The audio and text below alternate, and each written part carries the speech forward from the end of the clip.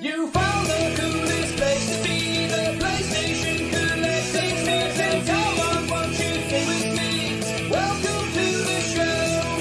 Gather around the boys and girls, collectors from around the world. Let's show the people what they need to know.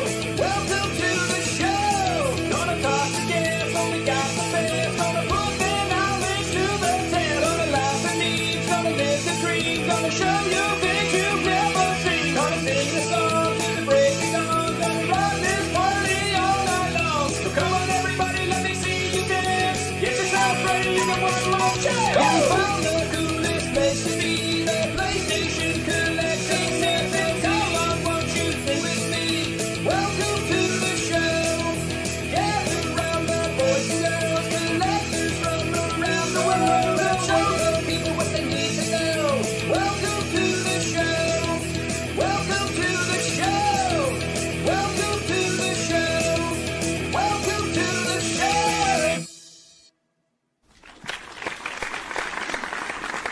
Yo. Hey, what's going on? What's going on, man? Not much, man. Welcome to the PlayStation Collectors Podcast, Season 4, Episode 43. Season finale, maybe the show finale. My name's Joe Red. We've actually made it. Let's go. Right? And then joining me always is my co-host Figsy. What's up, bud? Yeah. So yeah, how you doing? Should we just get that out of the way? This might be the last episode of the show.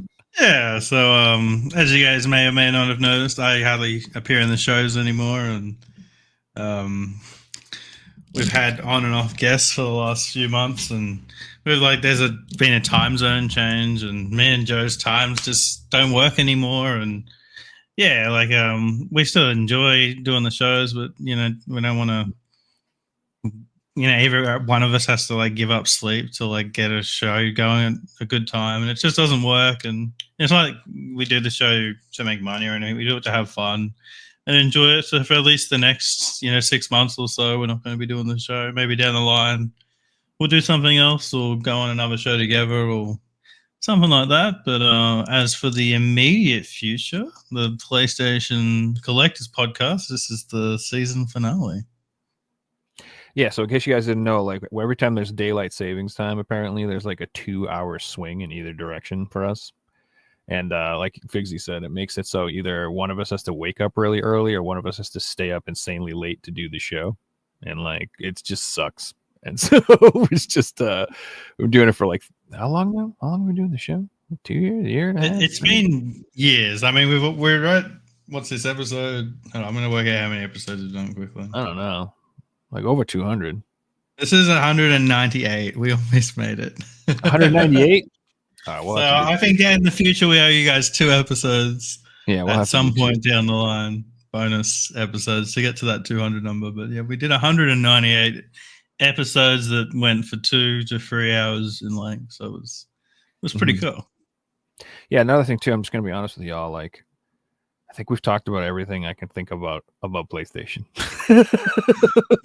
We have seen every PlayStation collection, PS1, 2, 3, PSP, 3, 4, 5, every rare. I don't know. I'm just the shows are more about the Switch anyway. Nintendo. That's I think the show became more about news and current events and different things like that, and and occasional nostalgic blasts on certain things when we had different people on, but.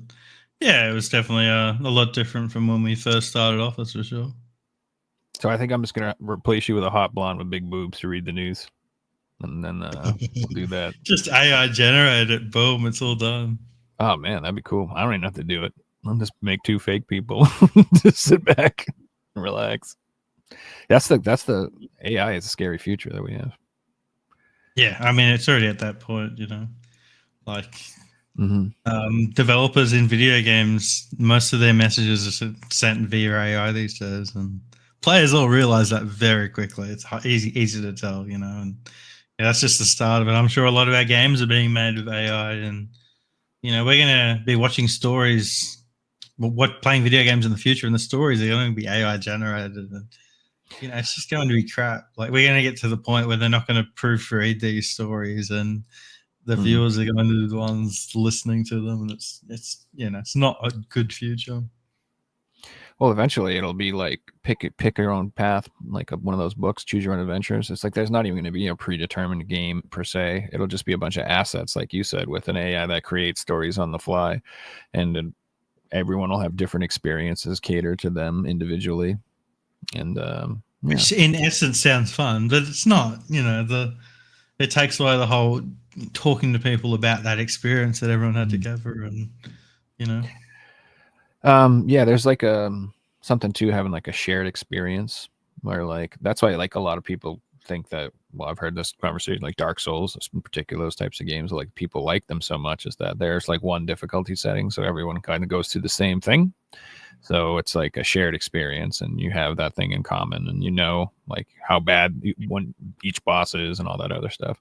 Once that becomes all just random, I mean, and that's how I feel like it is with a lot of games now. Like now they have like straight up story mode in games where you don't even play. That's like a thing. It's a very common thing. I honestly hate picking a difficulty setting because I don't want to play a game like in theory I want to play a game on the hardest difficulty. In theory, right? I'm a hardcore gamer. I want to beat everything on the hardest difficulty, but I don't want to play a game that you pick that difficulty and suddenly every fight in the game takes half an hour because the health's just been quadrupled, and it's just you got to grind, and suddenly it's not fun anymore. Where the devs intended it to be played on the normal difficulty, which is still a 100-hour experience or a 40-hour experience or whatever it is. But that was the way they intended. It's like I'm a massive fan of that Dark Souls method of this is the difficulty and you can't change it. Yeah, this is just the game. You need to level up. You need to get and get more health and actually play the game and do it that way. Yeah, I'm a fan of grinding, but grinding for the right reasons, For sure. Yeah, I mean, I remember back in the day, like in RPGs and grinding and everything, but that seems like another thing of the past. Everything's got a fast forward mechanic in it. I've noticed like every remake of an old RPG now, they're like, and here's the fast forward everything button. So you can get the hell through this game. It's not like the old days where you'd have to just like walk around in a little circle for like an hour and a half fighting slimes or some shit. I can see times where it is an improvement. Right now I'm playing Oblivion, and Oblivion added two things that weren't in the original. It added fast, like sprinting, and it added the leveling up system from Skyrim, which the original leveling up system wasn't that good. That's two quality of life changes that makes the game a lot faster, but it's much more enjoyable, and it feels like a 2025 game, That's cool. Yeah, that was a pretty cool stealth drop that they did. Like it was like we knew it was coming, but it was pretty cool. The fact that it's free on Game Pass day one, like absolutely crazy. They announced it, and you could download it 5 seconds after they announced it. That's insane. Yeah, I'll probably play that. I've never played Oblivion. I played Skyrim, obviously. I've never played Morrowind either. But I've heard I played Oblivion for about 10 hours, and I played it in like 2016 after I've experienced PS4 RPGs, and I just thought it looked outdated and played really outdated, and it did, and like the rest of it was great, and the remake is amazing. And so I originally signed up for Game Pass for $1 because that's what it costs in Australia when you cancel and come back. And downloaded. I played the tutorial, got out into the world, and the game crashed. I loaded it up and the game crashed. So I uninstalled it and bought it digitally on my PlayStation, and it felt so bad doing that. Just felt like such a sucker. So I'm like browsing pages now, looking for an Xbox Series S or something, because I'm on the path that Game Pass is worth it. Like free games digitally on PlayStation is an Xbox. There's the new that RPG that's set in the UK, the British one. You mean the French one? You're talking about Claire Expedition? No, that as well, but the one that came out about a month ago. Adamfall? Adamfall, that's free on Game Pass as well. I want to buy that. Like that plus the Claire one, like that's you add Oblivion to that. That's the cost of an Xbox. Like it pays for itself. I'm a believer that that's such good value now. And if these games like Oblivion hasn't got a physical, I don't know if it is getting one, but I want to play it today. I don't want to wait to see if a physical is even announced for this game. Yeah, and it's obviously better to play for $1. Yeah. So. It feels like you're getting a really good deal when you're getting it that cheap. Even at the $10 price mark or $15 that it is a month, it just feels like you're getting a great deal. Yeah, and that's a thing too, where like, a lot of I was super pumped when I heard they were bringing a bunch of Xbox games over to the PS5 finally, and I was like, oh great, gonna play Forza and Indiana Jones and everything. And it seems like we're either not getting any physical releases at all, or the ones that we're getting aren't like even complete anyway. So I'm a big believer in the fact that like if it's not on the disc, and I feel like I'm just renting it anyway, I'm not owning it, I'm just renting it, so I might as well actually just rent it. Just rent it. Like the way if you want to play Forza and was it Tomb Raider or the Indiana Jones, like it's literally like digital only, a collector's edition that doesn't have a disc or isn't on the content, or it's on Game Pass. So it's really a no-brainer, especially Forza. Like I've played Forza because I bought it on my PC on Game Pass. It cost me $1 to rent for that month. I always unsubscribed, right? And because it didn't work on my computer, I played Oblivion for 3 hours. They refunded me that $1. Thank God. PlayStation wouldn't do that. There's no way in hell PlayStation would be refunding you after 3 hours of gameplay. I wouldn't. I don't know. I've never bothered to try. But yeah, I'm glad they gave you your $1 back. Yeah, I can eat this week. But that's the thing. That's like why the Indiana Jones, it's pretty expensive. It's like at least I think it's 70, and then the deluxe edition is like $100 or something. And it's like, I don't know, why am I shelling out that type of dough for an incomplete thing that I don't really feel is worth it? I'd rather, like you said, pay $1 and just play it and be done with it. And then it's not part of your collection. It's a separate hobby, your gaming hobby. Like if I'm spending $10 a month for my gaming hobby, I'm fine with that. But once you start spending, $100 for a case that has this thing that's expired that is just going to sit on the shelf and be worth nothing, like it doesn't make sense. Yeah, so that's why I feel like, as far as that's another thing that we've talked about a million times in the show. But like, there's a difference between just playing games and collecting. And like, when people talk about the game key cards and stuff, that's like I don't see them being fun to collect. I just don't see them. Like I said, it's nice that they have resale value. It's cool, but like I just don't want them in my collection. I'm already like really limited on space, so it's like I would never waste space in my game room on those. Like I'm just gonna collect the first party titles that are complete on disc, maybe like a couple third party titles, and then continue to play them on PlayStation 5. And if PlayStation 5 puts out incomplete discs, then fuck it, I'll either fucking not play it at all, or I'll try to buy it digitally for like $1 or like $10 on sale or something. Yeah, exactly. And it's like there is a silver lining to it that I was thinking about the other day. Like at the moment, I want 100 Switch games, which cost a fortune. There's not going to be many Switch 2 games I'm going to want because they're not going to be on, Kart.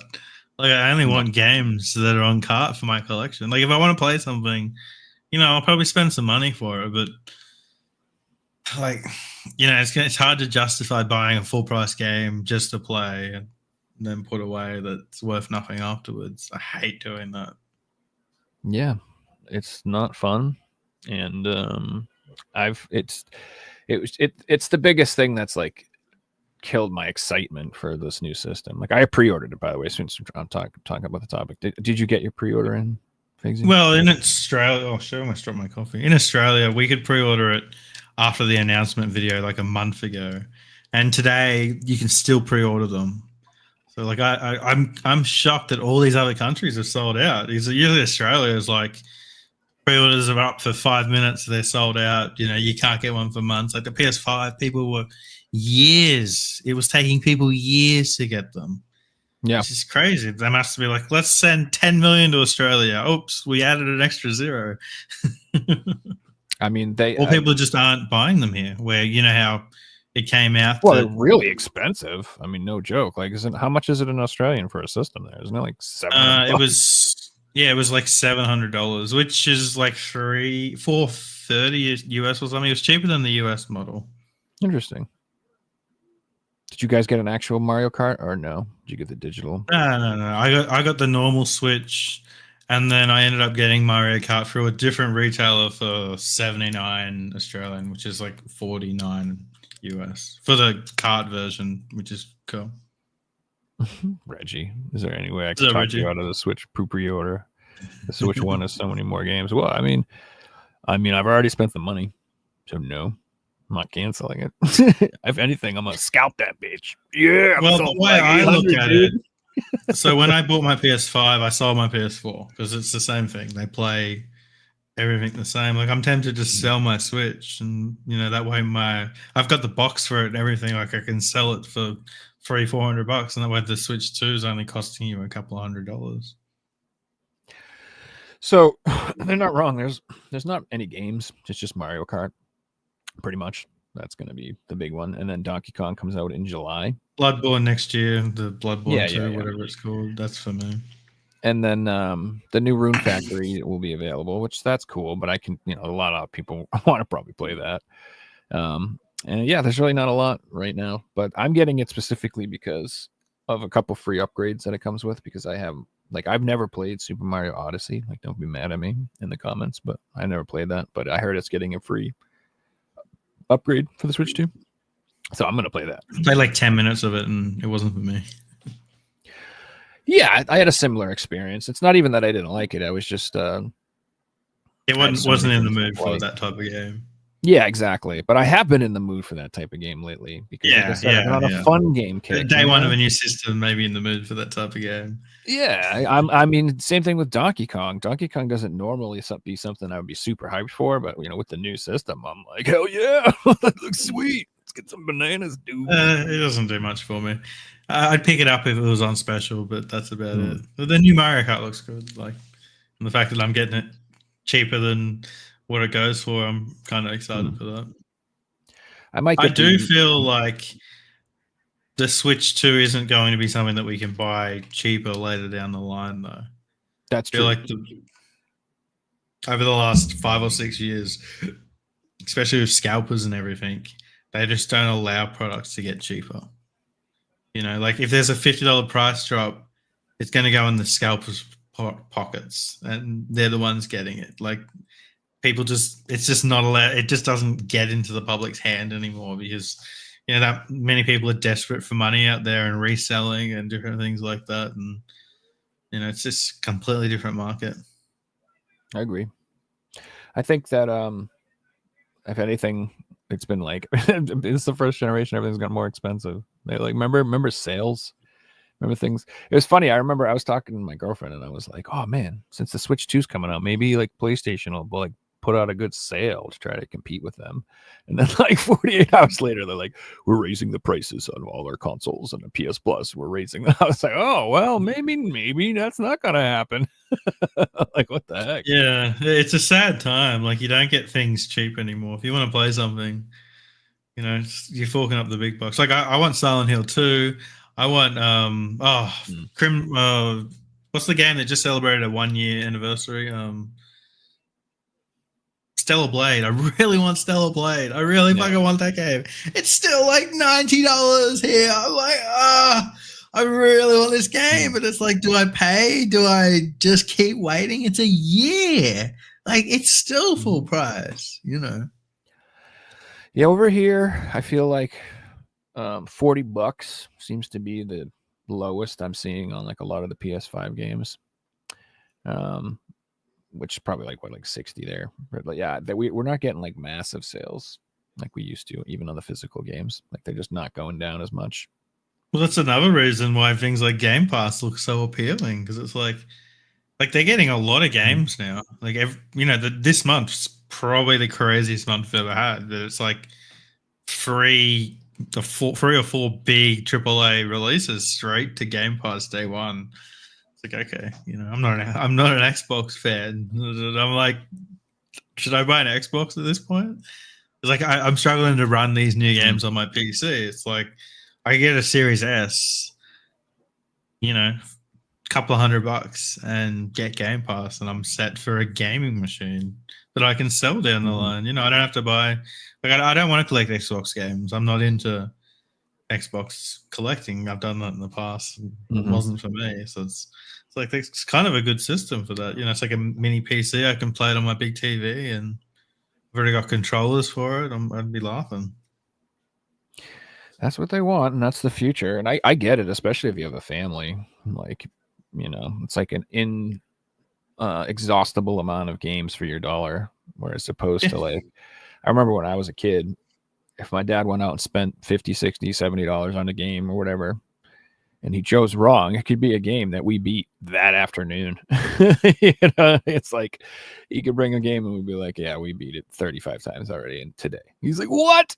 What do you mean? I'm like, yeah, I don't know. It's just one of those games. You bought like an arcade game. I don't know what to tell you. It's over. So I grew up like 10, 15 years after you, but we lived 2.5 hours away from the city. So it was the same situation. If we got a game that was crap, like I remember one day Dad bought truck racing on the PS1. Because you know, he used to always buy truck racing games. And this was the worst game. Like, you're racing in slow trucks that with no trailers on the back, just slow trucks. It was terrible.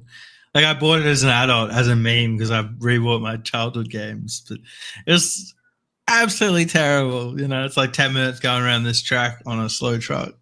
I guarantee you there's some guy who's going to be in the comments like, that was my favorite game. I love that game. I speed run that shit. I was in Vietnam. It's the only game I had. Maybe they were in Vietnam, but it was in the 90s. It's just, you know, but yeah, man.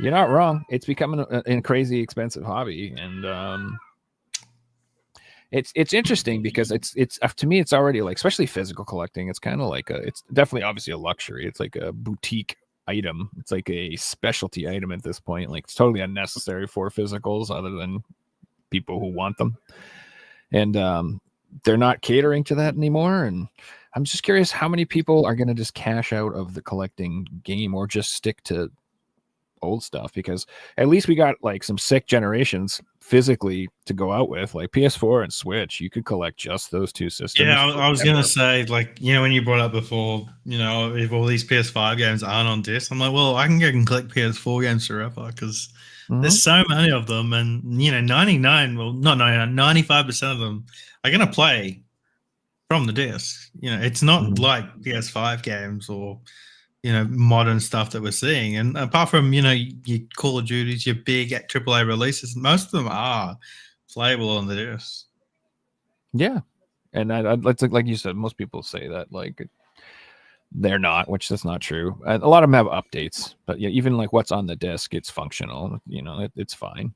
And let's be real, like if I'm going to play a game 20 years from now, am I going to even remember and notice what I'm missing? I mean, if it's Stardew Valley, you'd probably be like, where's everything? Well, that game I would, yeah, because especially the PS4 version. I remember a lot more in this game. Oh, dude, I'm curious what version is on the PS4, because that came out 1,000 years I played ago. it day one. Like I played the day one PS4 version, and it went up until the end of the game was completing the community center. That's it? Wow. That's it. Like, that was the end of the game, you know. Yeah, I remember I was watching my girlfriend play it like a few years later, and I'm like, what is all of this? What is this? Like, I beat Stardew. I did everything you could do, I remember, and like there was just like all sorts of new stuff, and I haven't really gone through it with the latest patch and done it all again, but I 100% of the game after the prior to 1.6, but I haven't even played the new one. Yeah, that's insane. And it's hard. It's so hard to get back into that game, because it's like I've got this 100% file. It's like, where do you start? Like, yeah, I mean, that should be enough. You should be complete. That dude needs to stop fucking with that game. Yeah, I know. It's like, please just work on the new one. Like, I hate playing things twice. Yeah, it's good, man. You did good. But you know what, I'll still say it's still in like the top 10 games always on Steam forever. It's And, in the top 10 sales of all time, like full stop, not just Steam, like all time video game sales. Up with Minecraft, Tetris, Grand Theft Auto 5, Stardew Valley is in that list, which is crazy. And it didn't just get there overnight. Every year it sells more and more copies, which is awesome. Yeah, you got to give it to the guy. It's not like he sells it for $19.99 and it's like $9.99 per patch 10 times or whatever. It's just whatever the cheap price. It's like $10 for the game still with all the content. Yeah, the physical might be 30 or 40, but that's still a cheap physical, you know. Mm-hmm. Yeah, and then he reprints it and reprints it and reprints it, and I think I have the latest version. You got him. That's this one right there.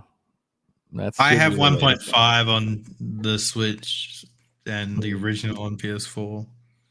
I even have it on my phone. I bought it on my phone because I went on an airplane once, and I'm like, oh, I can play Stardew Valley for $1.99. That's when my girlfriend played it first on her phone. She did that.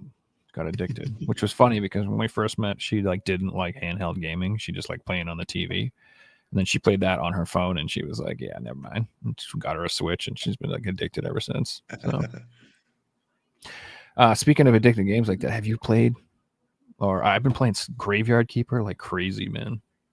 That game. I want to get it. So, like, it was on sale a couple of weeks ago, and I didn't have the money at the time. And now I got the money; it's full price, and I don't really like buying things on G2A because those sites aren't the best. So I'm just waiting for another sale, and then I'll grab it. That's one of those games that always goes on sale every time there's a sale. So just wait. Yeah, exactly. You'll definitely get it. Especially on Steam. Like I'm at the point where I just wish list stuff, and you get emails when they're on sale. You know. Well, that game is like if you have ADHD, it's like it really gets you. It's one of those games where you're like, I'm gonna do this. And you walk out, and then like 2 hours later, you have done everything but that because you just like, oh, look at this. I'm going to do that. Oh, yeah, I have to do that. Oh, there's one of these. Oh, I got to do that. Oh, this thing happened. Oh, now I got to get one of these. Oh, man, I need coal. Oh, man, why is this thing broken? Oh, I should fix this. Oh, I should build one of these. It's like, it's a time vampire game. Big time. I seen a review about it that after like the 30-hour mark, it becomes an annoying grind. Like if you're going to do all the trophies or things like that, but up to that point, it's meant to be amazing. Yeah. I'm not trying to get all the trophies or anything like that. I'm just having fun. It's just much like Stardew. Like I didn't look up guides. I just played it and like did it badly and wandered around and had fun. I prefer it. Yeah, I enjoy doing that. I recently just finished this week the first Berserker Kazan, which is kind of like a new Souls game. But it's done by like a AA studio. Like it's not a AAA studio, and it is fantastic. Like I bought it a day after it came out. I didn't get one glitch. You know, I played the game from start to finish. It was fucking amazing. I wasn't there for the story, but I don't play those games for the story. Apparently the story is good too. I just skipped all the cutscenes. But the boss fights were fantastic. Like I did everything. I do all the trophies, right? But I don't like replaying games. So I've done 55 out of 56 trophies, and there's one left or two left. And I've saved it. So I'm like, if I could come back and play this in like 5 years' time, and it would be awesome. So I've just like left the game there, put it away. I deleted it off the PlayStation.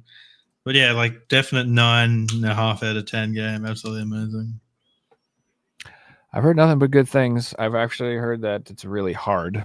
Even yeah, it was so fucking hard. But like it's not like impossible hard. It's like, okay, I have to learn the boss and dance with the boss. It's basically a rhythm game. Like, you know, at that point, it's just a rhythm game. You're just learning the boss's moves. You're dancing with the boss. And some of the boss fights are like 5 to 10 minutes long, which, you know, to casuals would make it really hard. Right? You made it sound way less badass.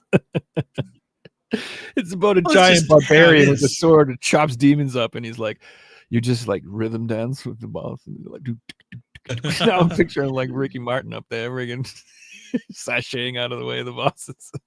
It did have the effect that The first, second, and third boss in the game were harder for me than the final boss, and the final boss is meant to be the hardest boss in the game. I beat it first attempt on the hardest ending, which has all like the normal ending's got 2 phases, the secret ending's got 3. I beat it first attempt on 3 without learning its moves. So it kind of became like, okay, I'm overpowered now, which is one little like that's why I didn't get a 10 on my ratings. But yeah, like up until that point, absolutely amazing. Where compared to like Black McWukong, which was amazing, but those bosses were easy, which isn't fun. I prefer the challenge.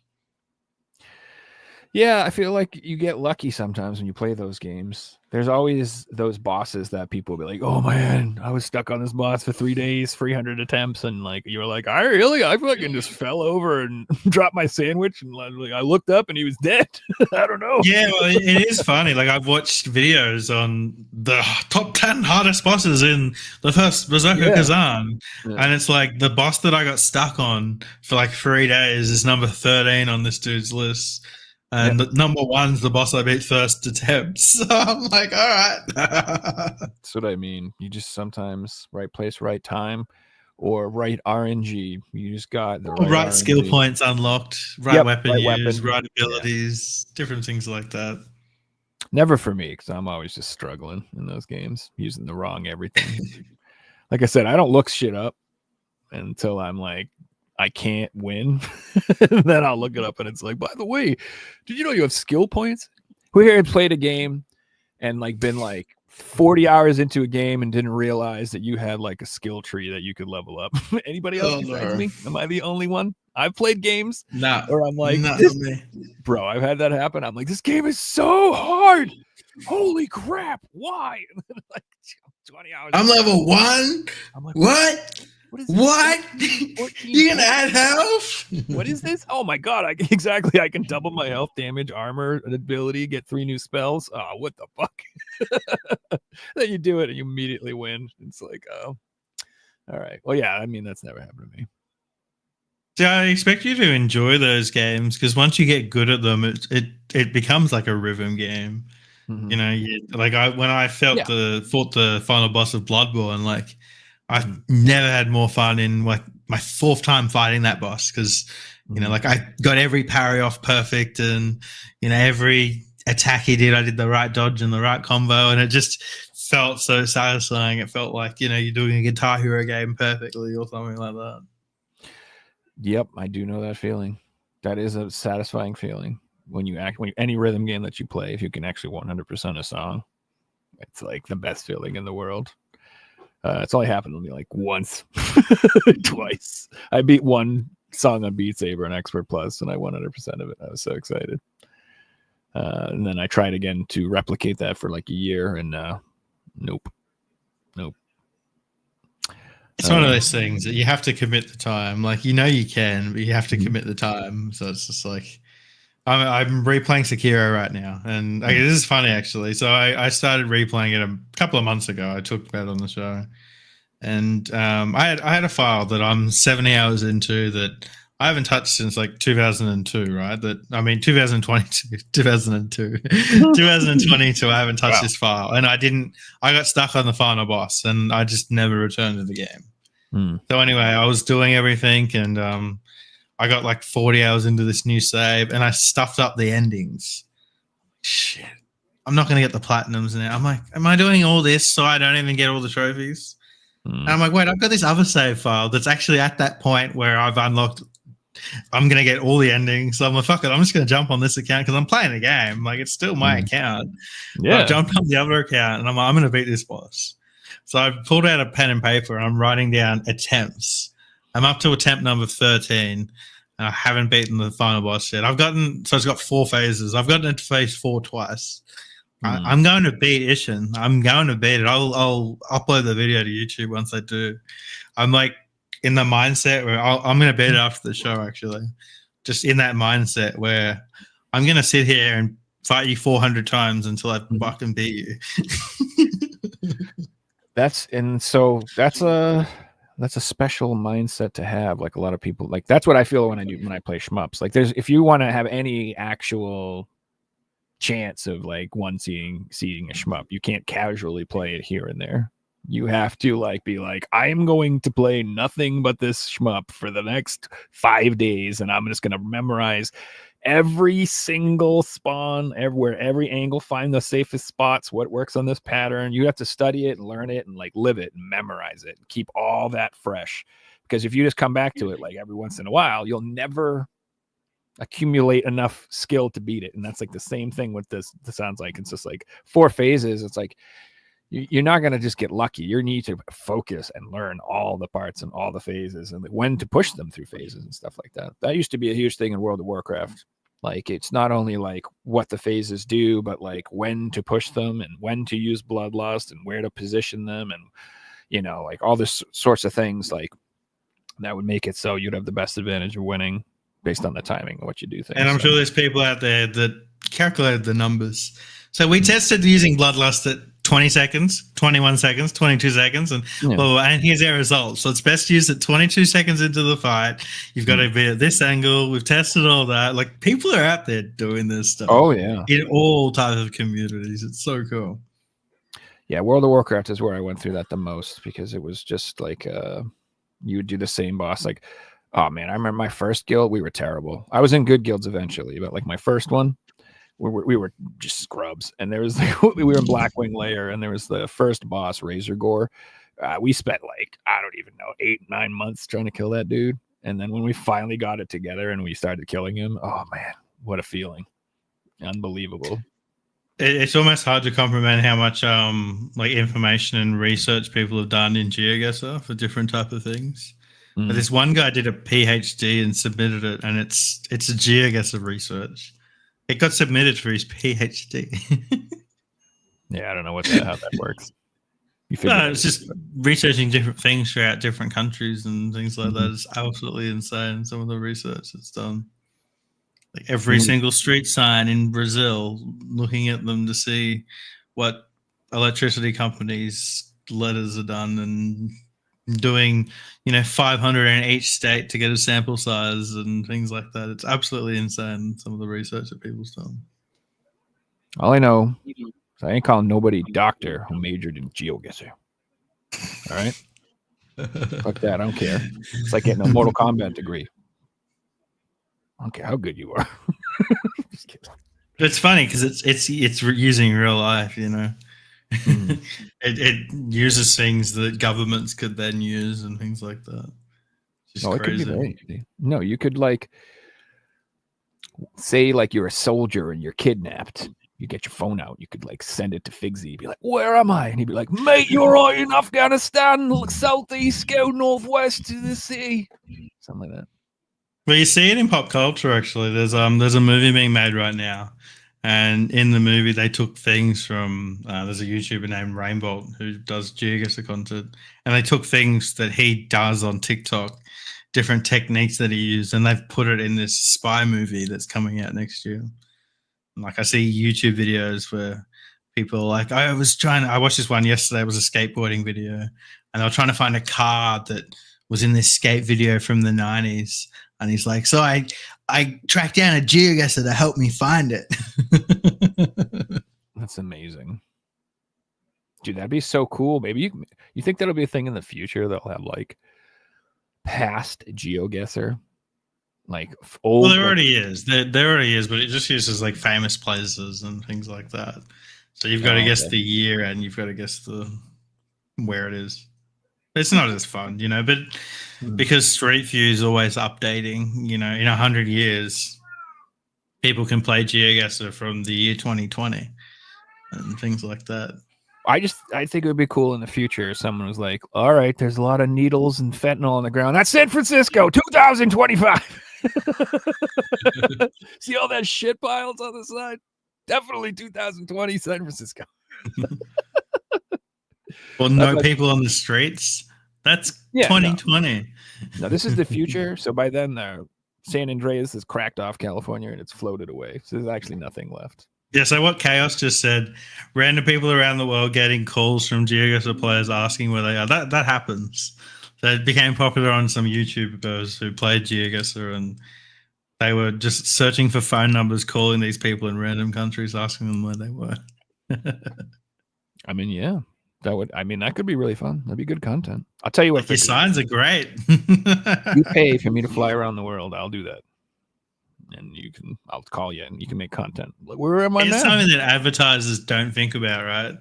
If you're in a certain place in the world, your street only might get covered once every 5 years. You know how much it would be worth to have the billboard on the busy intersection that everyone goes on Google and sees that's going to be on Street View for like the next 10 years? Because you would pay the same amount as the next guy who rented it for a week or whatever. But you got the Google car driving past and you're on Google. Genius. Advertisers, hit me up. We'll get talking. They should. Well, you know what? Google will probably sell it. Be like, you can buy it in GeoGuessr now too, or you can rent it for $10. Well, be like, we're coming around doing this street next week. Who wants the billboards? I'm actually making a map that's kind of related to this, and I'm trying to find every video game related piece that I can find. So if I find like a Mario on someone's doorstep, I'm putting it in this map. And there's like villages in Africa that like have PlayStation free and things like that. It's really cool. It is cool. Yeah, it'll be ready one day. So, Figsy, I don't even. Are you going to be buying game key cards? I don't really never heard your opinion on it. Like unless Bloodborne 2 is only on a game key card, like there's no way I'm doing that. You know, like I might if a game doesn't have a physical and it's the only way to play it, and I really want to play it. Maybe, because then you can turn around and sell it, and I'll sell it right away. Like I'm the type of person that will play something and I'll put it on eBay that day and sell it. So if that's the case, then yeah, but I'm not collecting that stuff. Like that's not going on the shelf. You know what I mean? Yeah, that's what I figured.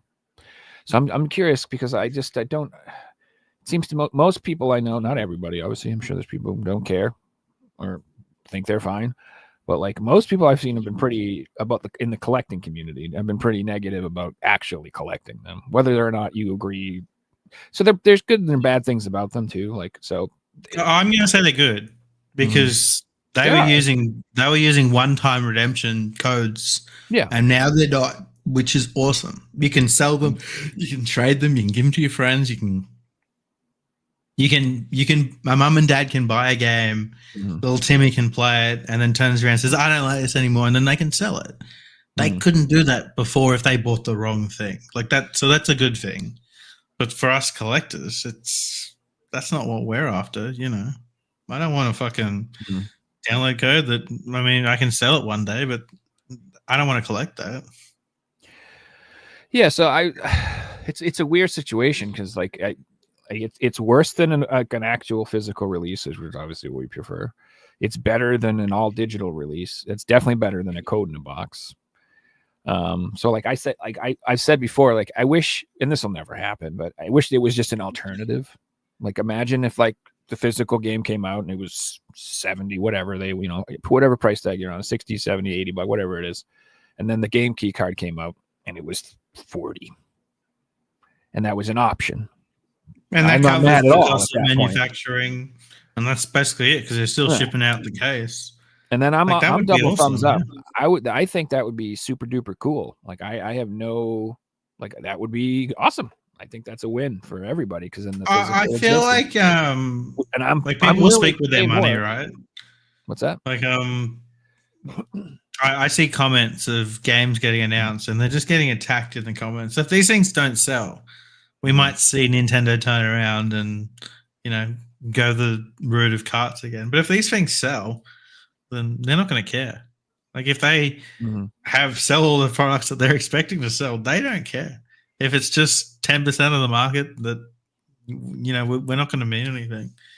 Like it's money that talks. Like lower the price of the Switch that was going on a month ago. Like they're sold out. Like that's not happening.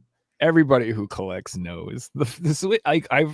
especially on this show, like the Nintendo Switch 1 was just so successful and people are so passionate about it. Like, there's no way that the Switch 2 was not going to be a massive success out of the gate right away. There's no way. And like, I know people say, well, find out for real because of the scalpers, blah, blah, blah.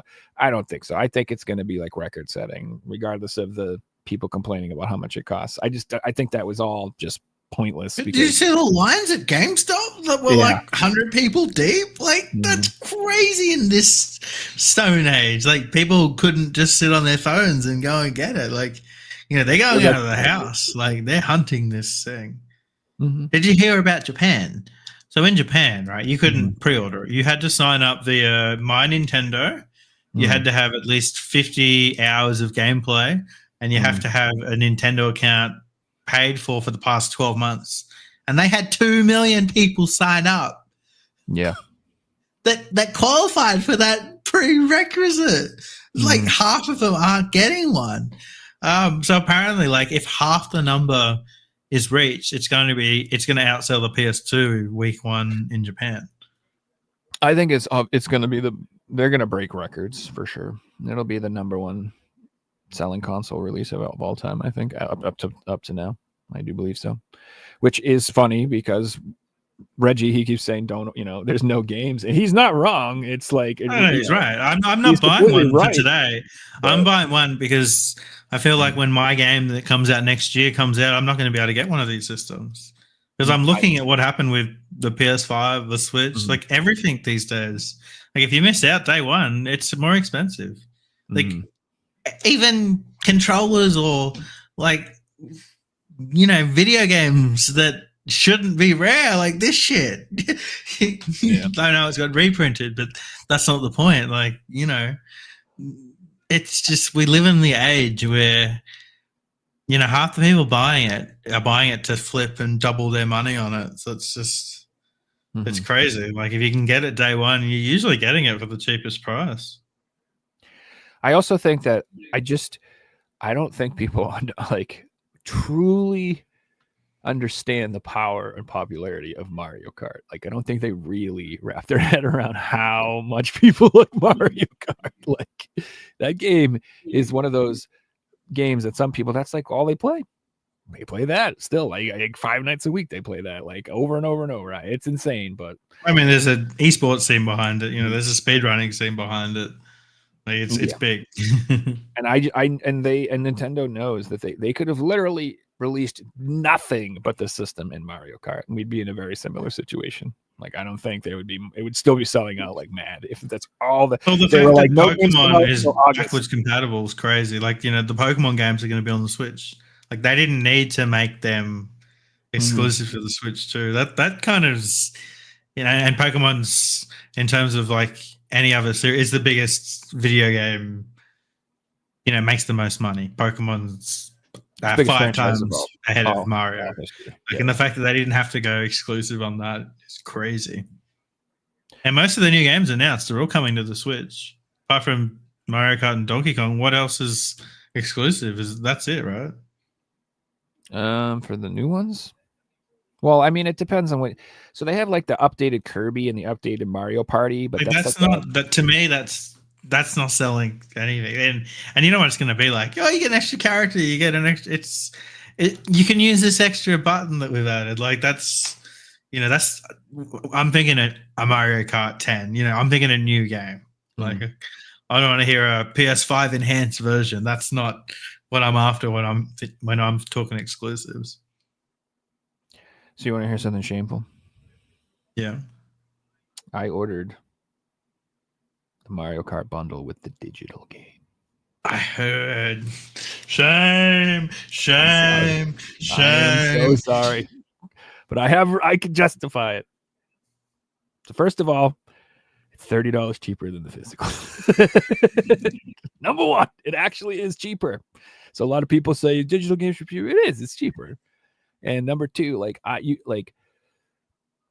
you just know for a fact that game will have tons of DLC. Like, if they're going to do the same thing they did with the last Mario Kart, where they make it part of probably the online subscription service, and you'll get the content as long as you sub it. So I just feel like they're going to keep that same model because it was successful. Like, Me and my girlfriend both bought the online service specifically for Mario Kart and for the Animal Crossing stuff that they, when they included those free DLCs, we were like, well, it makes, clear, like you're gonna buy, we were gonna buy that anyway. So you might as well get the online subscription. I just feel like it's going to be the same thing. So I just want to wait and just play it that way because the physical is going to be missing all that shit anyway. And I don't want to pay $80 for a physical that's missing a bunch of shit.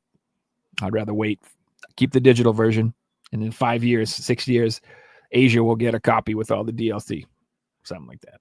Yeah, but you can always download, have the DLC on there. Like I'm playing the game, so I'm gonna have it downloaded and things like that. I can kind of see the argument, but then the fact that I was able to order it $30 cheaper, like suddenly made it a no-brainer. Like I'm getting it for $10 more than people are paying for the digital version. Yeah, and I don't know, my day one purchases of games are like, I'm very hesitant. I'm just like, I'd rather have the digital and wait for the physical. I've talked about this before. I'd rather wait a year or two for an actual good physical release than purchase the physical crappy one out of the gate because it's just taking up space. And like, I hate having to update it. Man, I've done it so many times. See, I'm in the vote where I would rather buy it than sell it and then get the money back. And that way you don't, it costs you $10 to play it and then later on down the line buy it and do it that way. The other thing that's a reason, I sell for a living, so it makes it easy when you do that. Well, that's true. I sell if I am forced to at gunpoint. And once you bought it, you'd be like, well, I own it now. I don't really want to get rid of it. Things like that. And, that makes sense. The latest thing that's driving me crazy is that they keep coming out with these compilations of games. Like they have the Octopath Traveler 1 and 2 now and one Kart. And I own 1 and 2 on 2 carts already. So I have no reason to buy that, but I'm just like, it's more convenient. It saves space. Should I get it and flip the other 2 and sell those and just keep the single one? And then that drives me crazy. And then the Azure Striker Gunvolt, they just did the same thing. I have like 1 and 2 and then 3 separately, and they just released a triple pack in Japan. Salt and Sanctuary, the same. Like I just bought the sequel, and they've also got a double pack. It's like, well, I own them both. I don't need the double pack. We have a surprise for everybody. Joining us in the middle of the show, Mr. Radical Reggie. What's going on, buddy? Is that Reggie? Good morning, Paul. Good morning on my end. Yeah, it is how you guys early. doing, man? Yeah, good, man. Yourself? Good to see you. Good. Can you guys hear me okay? Yeah. Okay, great. Yeah, I'm still laying in bed, but I had to join you guys, man, because all the Switch talk has got me. I don't know. It's got my blood boiling a little bit, but no, I'm kidding. It's really like the anti-collector system. It's it's that like I 100% get the arguments because it's like it's got 2 games for it. Yeah, it's pretty insane, and having 2 games for it, and people are still super pumped up for it. Has got me tripped out. I mean, the main thing that they are kind of banking on, of course, the Mario Kart.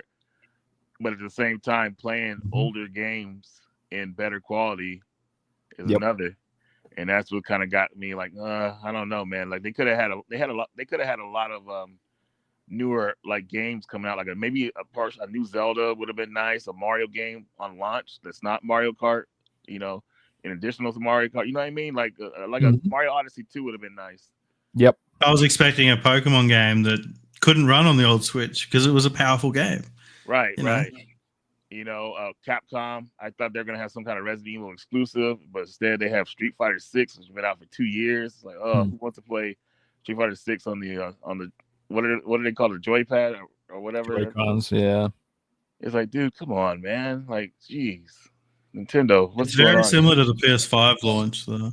The PS5 had Demon Souls day one. What was that? It was Returnal day one. I don't know. I didn't get my PS5 till a year after it came out.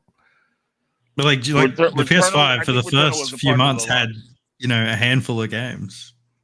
Yeah. I mean, not a lot of systems have a great launch.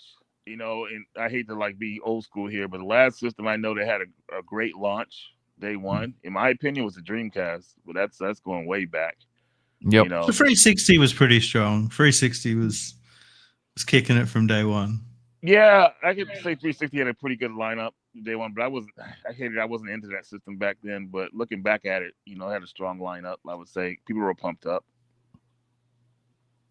Yeah, I mean, if you've never played the Switch 1 games that they're making Switch 2 versions of, it's probably all right. Like if you've never played the Zelda games and you've never played Kirby and you've never played Mario Party and all that stuff, I suppose that would be appealing because those are all new games to you. But if you have played all of that stuff, it's not as exciting. There are some Switch games which struggle on the Switch, which will probably play decently on the Switch too as well. But, you know, like I have a PS5 for half of those games. Speaking of games that struggle, Graveyard Keeper plays like dog shite on the Switch, just so you know. Really? So that's like that looks like a game that would play well on the Switch, you know. It looks like it would play really good on a Game Boy, to be honest with you, but for some reason it runs terribly and it crashes quite often. And it's frustrating because it's the way the game works is like you only save your game when you go to sleep. You do not have to go to sleep. You can go to sleep when you kind of feel like it. You can stay awake for days and days and days if you want. So it's been several times I've like lost hours worth of progression because the game crashes. I'm just like, holy shit. So I've learned to always sleep. Really annoying. But that is one of the things I'm excited about specifically is me and my girlfriend, we have plenty of games that we played on the Switch and we were like, this sucks. Hope it plays good on the Switch too. So we have like you said, Reggie, we have like a list of games. We're like, let's try out that. Let's see if Slime Rancher will work because that game. How are they looking on the backwards compatibility for the Switch 2? What? It says it's okay, but there's like a big list of games that have issues, and they just say like known issues, but I don't know if they've listed like what they are and how bad it is. Is it like can't play? You know, one level freezes, blah blah blah. Turner just said Balatro crashes on PS5. That's interesting because I played like 50 hours of Balatro on the Switch and I never had a single crash. Do you guys think they should have went emulation instead of like hardware for Switch 1 for backwards compatibility? Isn't that what they did? Isn't it emulation? That's what MVG. Yeah, that's what I'm saying. So do you think it was better that he went emulation instead of like just as hardware? No. Backwards compatibility? Like No. they had like a Switch 1 inside of the Switch 2 or something like that? That would be better, but that would probably make it. It'd be like we were in the PS3 situation where it just expensive. Yeah, I think it's better without, and then you know they would probably have a higher price because they could justify it like that, and you don't really like in the modern day, like you don't need to do that because the technology's there to just emulate it. Yeah. Yeah, so that's one thing that at least PS5 has, what PlayStation is going with it is I've heard that like the architecture is very similar and like they said if PS6 can play PS5, then it should be able to play PS4 in theory. It's like not that different. So I'm hoping that we get that. Imagine we get the PS6 and it's backwards compatible with both generations. That'd be pretty dope. It should be really, you know. Like, I hope so. But they're like, we don't need the PS6. We didn't even need the Pro at this point. No, I don't think the Pros sold very well. Not that the original PS4 Pro was like a massively successful. It had like a small adopt rate for the overall population, but we needed the PS4 Pro. Like, yeah, there was a reason. I was playing PUBG at the time. It barely ran on the PS4. Like it crashed 50 times in 100 hours of gameplay. Suddenly this game can play, and there were so many games like it at the time that played on Xbox One but didn't play on PS4, and it wasn't a good look for Sony, and it was popular games like Call of Duties and things like that. So that they needed the Pro then, but that wasn't the case on PS5. Agreed. Although I do want a Pro, I'm not gonna lie, they look sick. No, I hate the fact that you can't get one without the disk drive.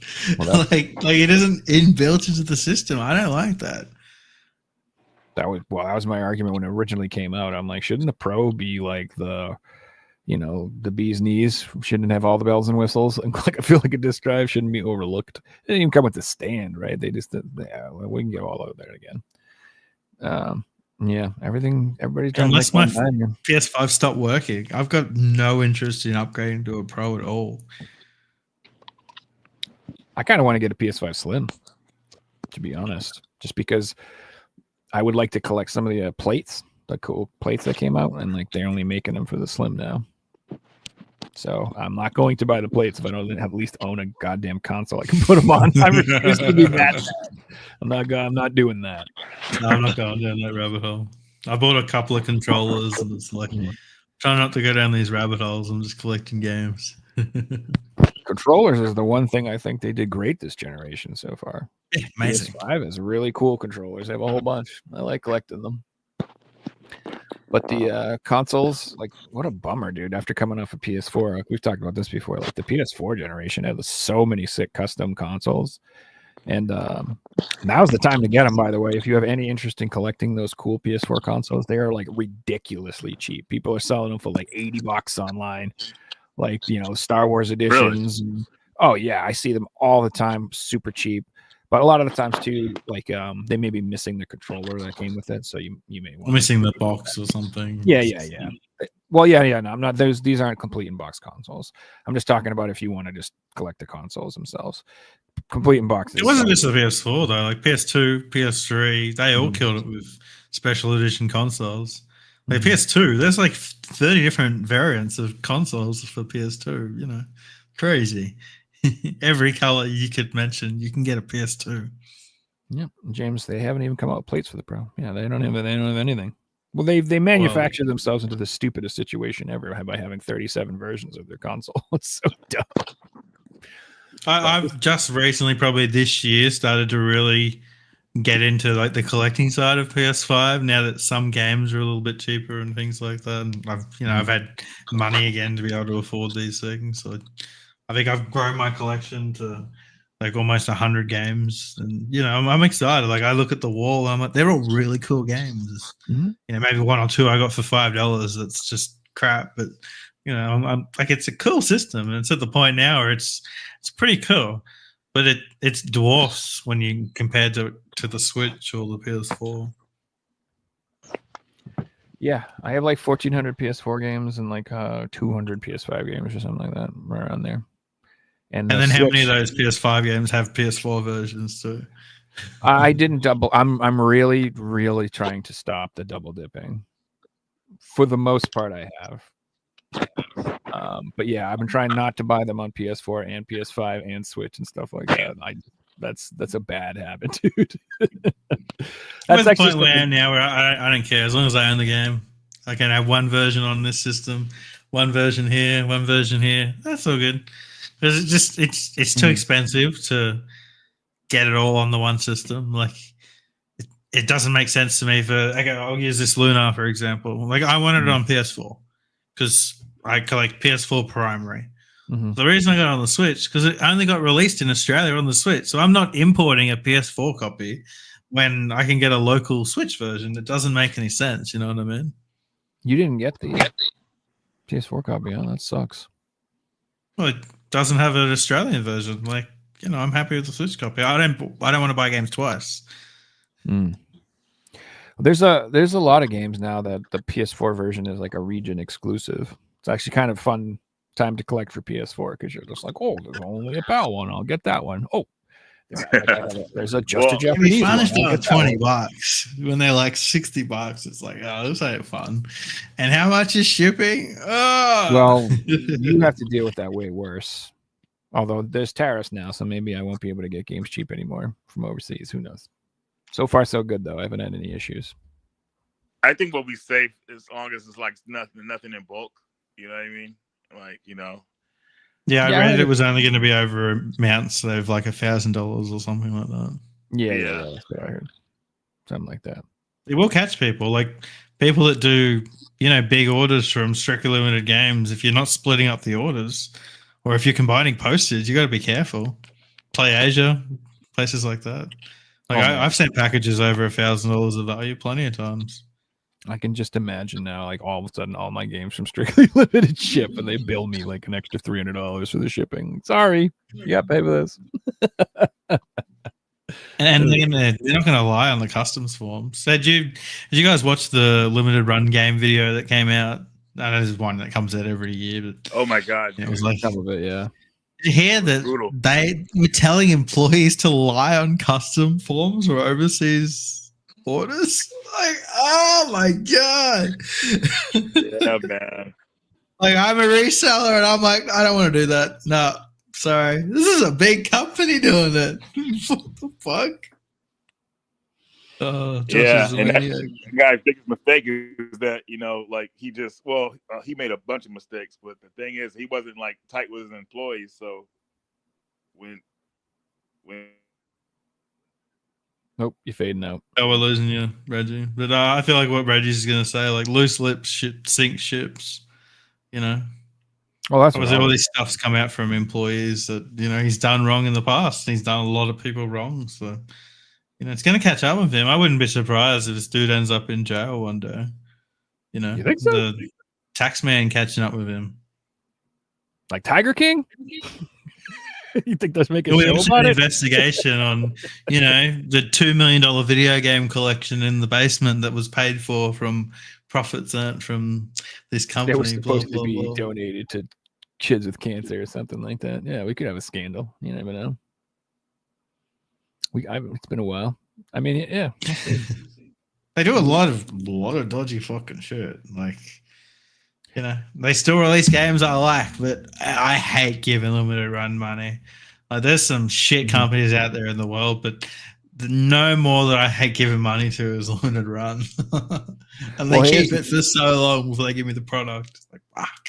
They have a massive opportunity now to make a lot of money, though, because what if the new thing is that these third-party companies will do like a mass game key card release, and then they'll do a small print run of the actual game through LRG, And they're the ones who they're get the it. only ones that have it. Like, what are you gonna do? I mean, I see that being like an actual legitimate possibility in the future. Another thing too, I don't know if you saw that VGP did post like a post on Twitter where they were like, I seen that. I was a big fan of it. yeah, and an Big ideal thumbs up for world, VGP. They're going to be on our side. If you order stuff that the developers change their mind, they'll be like, "Do you want a refund?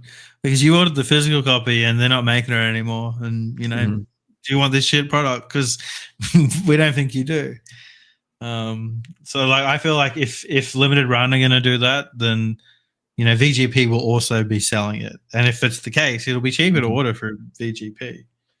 Nintendo aren't going to be like, oh, let's make this Mario game only through limited run. Yeah, they'll give it to whoever wants to do the runs, blah, blah, blah.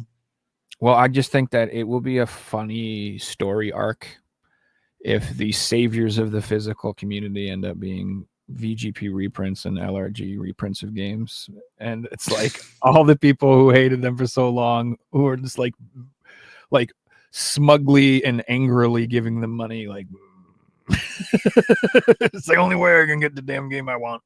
Whatever. It's like I don't hate them for the reasons of what they do. I hate them for the other things they do. Like they're a shitty business in the way that they handle their customers, how they handle their staff, how they, they try and extort extra money out of people. Like Video Games Plus is an amazing business. The way that they handle things, the way that they do things, and a lot of these companies are PlayAsia is a great business. The way that they do things, the way they handle things. Hey, sorry about that, guys. My phone died while I was yeah, right, Reggie. Be a conversation. But I'm on my computer now. It's cool. Yeah, Even PlayAsia. coming into like little things like returns. Like if you want to do a return with a damaged game from limited run, you got to pay for it. Like imagine getting a damaged product on Amazon, and Amazon's like, "No worries, you can pay to send it back to us, and then we'll refund you." It wouldn't be Amazon. It just wouldn't have taken off. Dude, they're a lot. They usually let you keep it if it's like a certain. Yeah, they do actually. I ordered like a $600 snowblower from them, and it was like broken when it showed up. And they're like, we're not going to pay to ship that back. You just keep that. We'll send you another one. I'm like, what am I going to do with this? What am I going to? But I ended up like selling it to somebody for like $50. I'm like, here, fix it. So everybody was happy. But it cost Amazon more to take those returns. Like it generally costs them more to take the return, have to fix it, repackage it, send it out again. It's cheaper for them to just cut the loss then, which is crazy, right? I don't know. They it's I just I try rather not to buy jump from on the gang hate wagons. Like I just try not to. But I don't blame you. they did a lot of bad stuff. So I understand why a lot of people are upset with them for all sorts of different reasons. I mean, that video, man, was I watched about a half of it, a little over half of it, man. It was brutal. I was like, dude, you could tell like the dude did his research because like he was like, man, dude, like it was hard. It was tough to watch, man, to know all that stuff. I mean, a lot of people figured that stuff out about them before, about the reprints and all that stuff. And well, that's not cool, man. well, not cool at all, man. Especially when you market it as limited. You know, if they had kind of put some kind of disclaimer in there saying, "Hey, these are going to have a certain print run," maybe. But I guess for them, if they tell people that takes away demand because everybody wants to know that they only have that copy. Look at this! I got this Night Trap game. It's so rare, and when you take that away from them, I don't know. Yeah, and it felt like something was up with certain games because, you know, like VGP would just get restocks of games all the time, and I'm like, how the fuck are you getting all? Where are these coming from? How are you getting all these restocks? What are you talking about? Yeah, and all this crap about hey, the vault is open and limited run. We have these games. Like what? That you sold out? Like come on. Yeah, they were talking about the Night Trap, how it got reprinted like 5 times. Dude. I'd say the one that got reprinted that clearly did that people still aren't aware of. It's a Vita game called Breach and Clear that sells for like $300 or $400. Really? And there was a copy on eBay from a seller in North Carolina that sold over 100, maybe more. Like I'm sure it was many more. The seller was selling copies for like years out of North Carolina, which is where limited run out the $400 game. How do you have hundreds of copies? Because they are reprinting it. Yep. Wow, like dude. Hundreds of people bought this game. Like it's your holy grail. I'm sure people listening right now bought it off this same seller. Like I was watching this guy for years selling these copies every week. That's insane, man. Like the numbers don't add up, you know. The game doesn't have 999 copies because one dude had hundreds of them, possibly thousands. And that well, wow. That game is like not the best game, but you know the rarity of it is what made it, you know, obviously stand out. And for them to kind of be printing, like doing reprints of it and then selling them for higher, like that's insane, dude. Like it's like, well, you know why they could get away with it for that particular game is because that's their game. They made that game, right? Like they don't have to go through the developers because they are the developers of that game, dude. So, what do you guys think is going to happen now? I guess limited run's been exposed before. They'll just ignore it. They won't ignore it until the FBI is knocking on their door. They don't care. They're going to put up their sale and keep selling and just keep doing their shitty business things. And I'm sure they've lost many employees over the years because. Well, I mean, if you look at that video, if you look at that video, like how they treated their employees, you know, like I don't even think Josh even met any of those employees. He was like in his own little like area where the employees didn't really get to see him. So they have. It was all just this like tyrant person. Yeah, like you know the whole. I thought it was funny, you know, the whole COVID thing with the mask or whatever like that, and then like he was. I think they said he had COVID, but he said he was okay, and he came into the meeting still. Yeah, he was meeting with Sega staff members and blah, blah. I'm sure these people are watching this video going, you fucker got me and my family sick.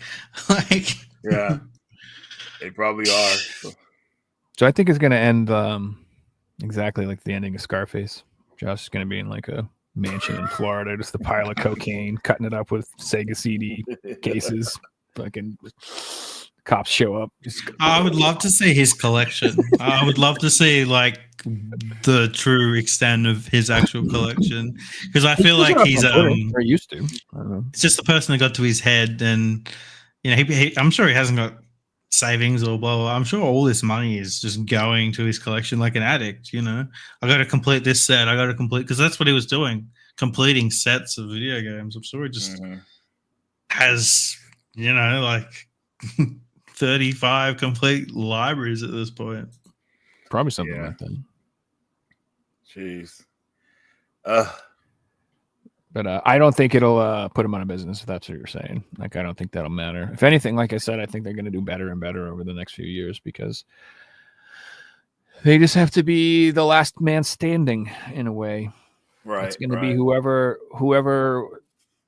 like, because like it's we talked about this before. Vinyl records and stuff like that. There's a market for that, even years and years and years and years and years later for that sort of thing. Yeah. And I feel like there will always be a small niche market of people who want to buy physical games, at least in our lifetime. Maybe not in 100 years or something, but I think that'll be a thing. And I think that these smaller boutique retailers will be, actually doing very well, because if you present a hardcore collector with the game key card or the frustration of buying from limited run, most people I think are going to get over it and buy the game that they prefer. Right.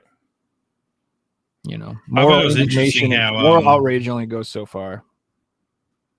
How once Embracer Group bought limited run, like Josh still runs the company, and was giving them, portrayed by the video to be out, like giving them false numbers and things like that. Like, these are things that you can't fake over time. They're all going to catch up with them. And if it turns out that the company isn't making profits, then we might just see Embracer Group like disband the company, Yeah. That could happen. But I don't know. I think they'd be. It would be good for the video game industry if it did, because Video Games Plus, PlayAsia, all these other companies would simply take over. It would happen overnight, Yeah. All these licenses that they've signed would become invalid, and boom, who wants to print this game? That's going to be interesting. It's a beautiful future, guys. You think so, huh? No. I think we're looking at the beginning of the end. We've actually seen the beginning of the end before. So that's another thing, too, that people, rightly so, like it's been, to me, this has been like an actual wonderful thing, these game key cards, because it seems to me like this is the first time the game's not on the goddamn cartridge or it's not on the disc has become like a conversation that's like the main conversation in the gaming community. Like, for a long time, I feel like it's me and like there's a few other people who are just like screaming from the hill and nobody else cares.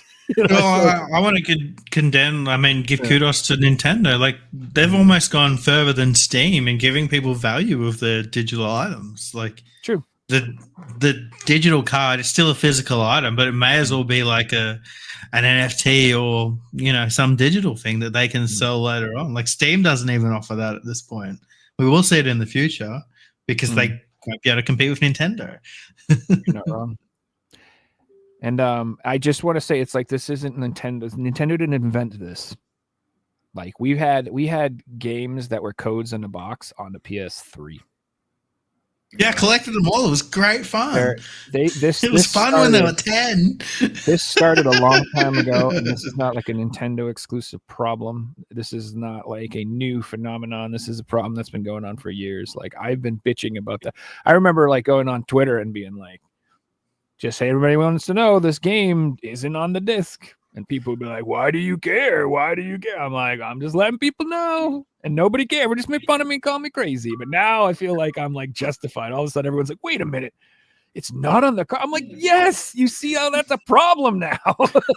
Thank fucking God. Like, finally, people understand. And I don't even... Like I said, it needs to get to the point where Sony or Microsoft or Nintendo, whatever, turn off the servers and people are like, hey, this game that I've played for 15 years doesn't work anymore. What the hell? Like, it needs to get to that point before people realize that, wait, that can happen one day. And that would be bad because I own all these things that need that product. Even if a quarter of the gamers cared about that, man, like these companies would have to make changes, but unfortunately, we're not even in that percentile. We're the 10%, the small minority that they just don't care about. That it doesn't influence their sales or bottom line enough to change things. Like, I did a test yesterday on a PS4 game I got. It's called Fatal Fury: City of Wolves, and it said, "Oh, day one patch." I was like, let me see what's on the disc. So I did a comparison, and dude, the intro is not even on the disc. Certain characters are not on the disc. Yeah, like, even certain story interludes are not on the disc.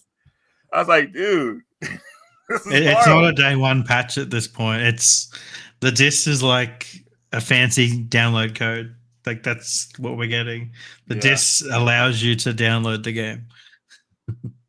Yeah, so I don't want anybody to just to think this is, like I said, just a Nintendo problem. Everybody should be bitching about this for Sony and for, well, Xbox been terrible for years for that stuff too. But they've been getting all right. Like, I feel like Xbox this last generation were finally like, hey, maybe we should backwards compatibility. Maybe we should put out versions of games that are complete a couple times. And I did it a few times, but I give Xbox the thumbs up because of the other way that they've gone, where they're like, we're going full digital.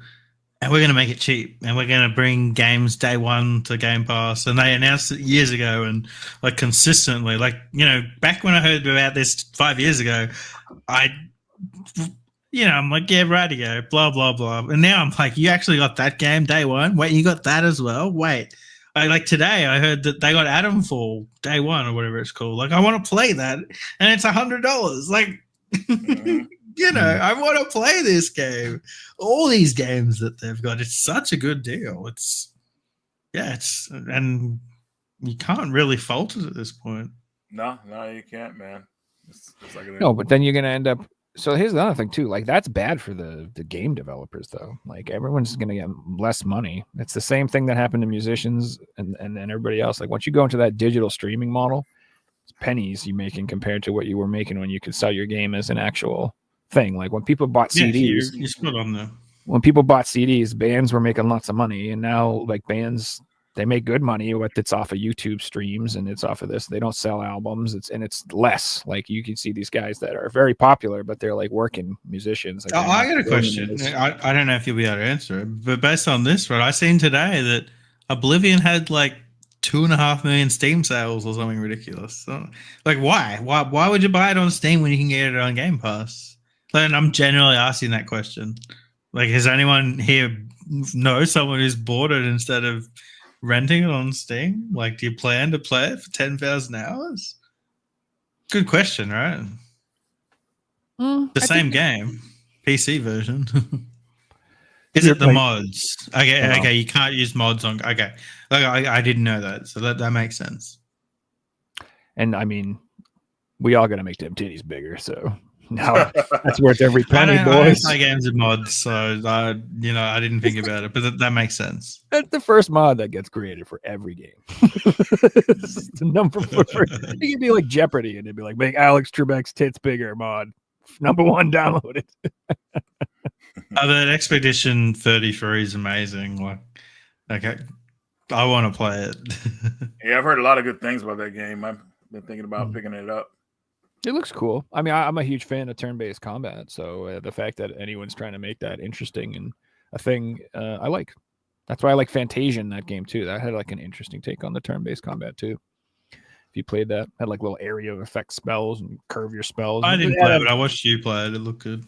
It was cool. It had some interesting elements, and then this seems like a turn-based combat system with action elements. Like, still has like a lot of timing and parrying and stuff. It looks like.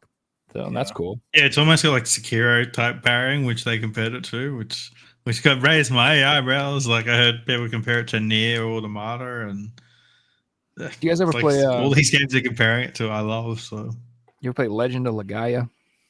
Oh yeah. No, I haven't. It was like an old PS1 RPG, and it was like it would be like a turn-based combat system, but you would have to input like attack combos and like do like fighting combos and stuff like that, like a fighting game to like execute the attacks. And it was cool. Like, so this seems to me like a super evolved that concept of turn-based plus action. It's cool. Sounds cool. And day one on Game Pass. Like, I can't justify buying it now on PS5. Like, if a game's day one on Game Pass, I'm playing it on Game Pass and I'm waiting 1 or 2 years to buy it physically. Like, because it takes away the whole, like, well, I can play it cheaply, so I don't need to own this game until there's a sale anymore, which is a big thing for me. Like, I like playing games when they come out, especially games I'm excited for. You know, I don't have that patience to wait 2 years to play something that I've waited for. So if it's going to be like that, I'll be doing a lot of, day one Game Passes, and then if I can buy a cheap copy later on, I will. If I can't, then I just won't. Mm-hmm. Yeah, and if the copy that gets released is like a garbage copy anyway, why would you want it? Like I said, like I'm so picky about my space now. Like I said, like I'm not putting stuff in this room that isn't complete on disc or complete on card. Like I don't have the room. Why would I possibly waste space on something like that? Like you said, I'd rather rent it digitally, get rid of it, or whatever. There's no reason to keep it and own it. Yeah, me. But again, if you buy stuff and sell stuff, there's at least that. Like a disc that's not complete, you can at least sell. So that's true as well. You can still, you know. So I could see a lot of people who don't care in that regard. But like I said, I'm not really into. I don't sell too much. I won't use day one DLCs for that type of reason as well. Where like I don't want an extra costume that's going to be irrelevant after 10 minutes of playing. You know, where that could add value to the game if I sell it later on. Are there any AAA titles you guys are looking forward to coming out for this? Now, honestly, Reggie, like this year is crazy. I've got a list and I've got all their dates here, and it's a big list. It's a big list. It's getting there. So we've got Elden Ring coming out next month. We've got Mario Kart World, Tony Hawk's Pro Skater 3 and 4, Mafia, the old country. We've got Metal Gear Solid, Snake Eater, Rugby League's getting a new game, so that's on there. And then GTA 5 might be coming out this year, so that's on there as well. But that's a lot for 1 year. Like that's my year done. that's massive. You're right when it comes to like those bigger titles.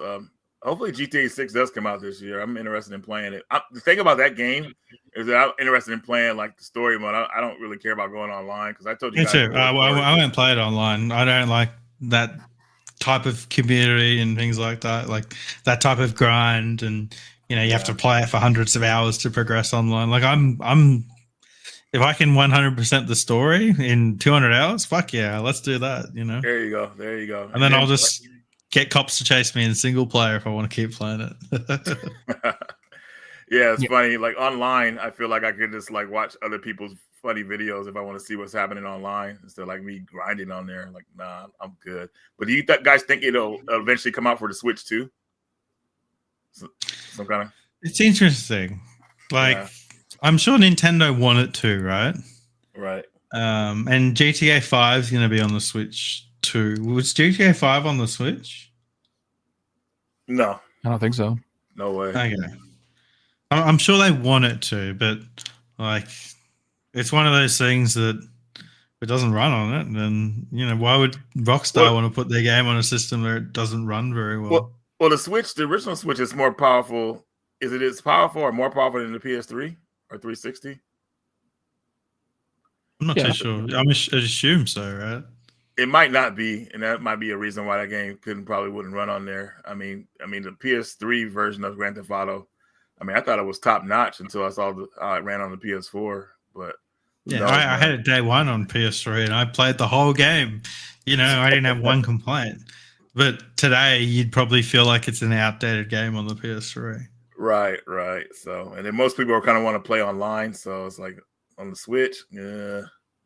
But I'd assume it hasn't been announced yet, but I'd assume day one it would be on PC, PlayStation, and Xbox. I'd assume maybe they go down the road of not doing it on PC day one, but for optimizing reasons. But like the way that GTA is, it's bigger than any. You know, it's not like 2008 where it was a 360 exclusive. Right. Like it's bigger than any single brand. Like Rockstar's bigger than Microsoft, Sony, and Nintendo when it comes to gaming. And it's, you know, they can pick who they want to release it on. Yep.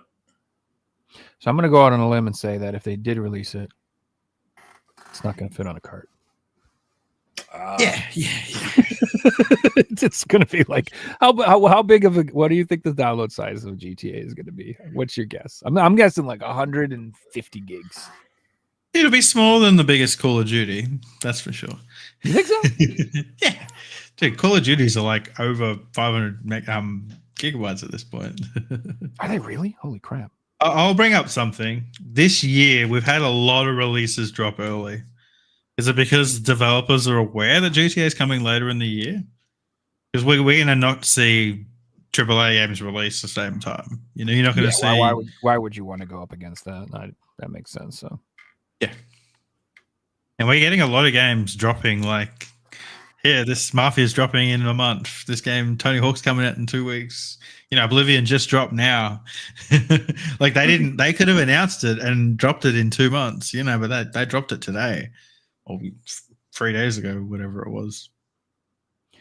I love how in reality there's so many games coming out all the time, but everybody always online is like, it's just a desert out there. There's nothing to play. There's no games for nothing. The whole generation. There's nothing fun to do. I'm like, if you're over here into the collecting scene and into gaming, you like can't even eat fast enough. It's like, yeah, now there's more games come out this year than I felt like have come out in a long time. At least ones that I'm interested in, which is exciting. You know, my RPG backlog is insane right now. Just that. I have to play Ys. I got to play Dragon Quest remake. I got to play Suikoden remake. Just playing the remakes. Lunar remake. I don't have time for the remakes, bros. Dude, it's insane, right? I just beat the Suikoden in both of those games about 2 weeks ago. So those are pretty short. I feel like I banged that out.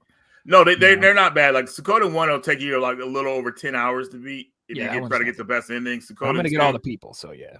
Yeah, Suikoden 2 is around 25 hours for me to get all the people and get the best ending. So yeah, but now Lunar is pretty easy because you can use the auto attack system and speed it up. So and the speed up. That's what I was talking about earlier. Exactly. All the remakes now, they're like, you just go ahead and hit that fast forward button.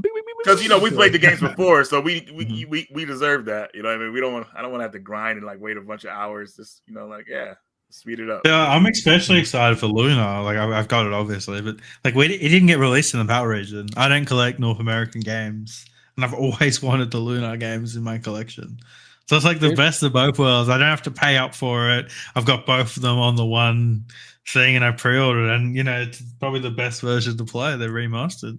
Yeah, Lunar 2 back in the day on Sega CD was so freaking amazing. Like Lunar 1 was good, but it wasn't like it didn't blow me away the same. Like just like the technicals. I don't know what they did on the sequel was like insane. Like the voice acting and the cutscenes and the music, and it was just so unbelievably incredible.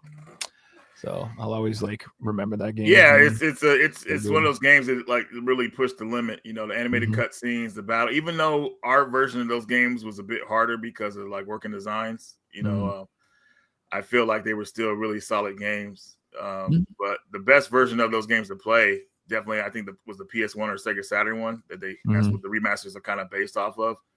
But what do you think about the AI cleanup on the cinematics? I mean, do you think I think they did a pretty good job. But do you think it's like, I don't know, kind of like a lazy thing to do when it comes to like doing these games? I think it looks clean. Yeah, I guess it's the thing that we're going to see more and more because it's just much more cost efficient than hiring experts to do it, and it does basically the same job. So what do you guys think about like the release of Lunar? Do you think it was kind of really was messed up how they did things on Amazon, and they said they weren't going to run out of copies of it? You knew that would happen. So you guys in America, right, had a weird pre-order system. Like it got released and then you had to pre-order it. Like over here, right, we went to the game shop and we pre-ordered it. And if you pre-order it, that's how many copies got made. Like how all games are done. Like you got the like limited run treatment in America. I don't understand. Yeah, it was pretty crazy. And then I guess they started like selling them via Video Games Plus. They started like letting people buy those copies when the Amazon ran out. They're supposed to get more on Amazon, but the thing about this, when a big release like this comes out, people want to play that game immediately. Like that's why they want to play it now. Like if they get their game in a couple of months, like something else is out now, so now I got to put this game on the back burner. Like when games come out, man, I make time for them. Okay, I'm going to play this game, but I feel bad for the people who missed out on it. And some people actually folded and bought the expensive, like the reseller copies. 200 copies are selling for $200. Like, unfortunately, it didn't get a reprint here, so they're still selling for $200, which is like, well, that's people shouldn't have to pay that for games that came out a week ago. Like, these are fans right away. Get the digital, and they said they're reprinting it. Why would you do that? Why would you spend $200? Spend $50, play it right now, and then when it comes back in stock, you can buy it for $50. It doesn't make sense. You saved $100. I feel it's all about that flex. But yes, I got it too, guys. Look at me, like I got it as well. I don't know, man. It's kind of crazy. Check out my Instagram post. It's the game that everyone's after. I mean, you're right, though. Like that's what it is.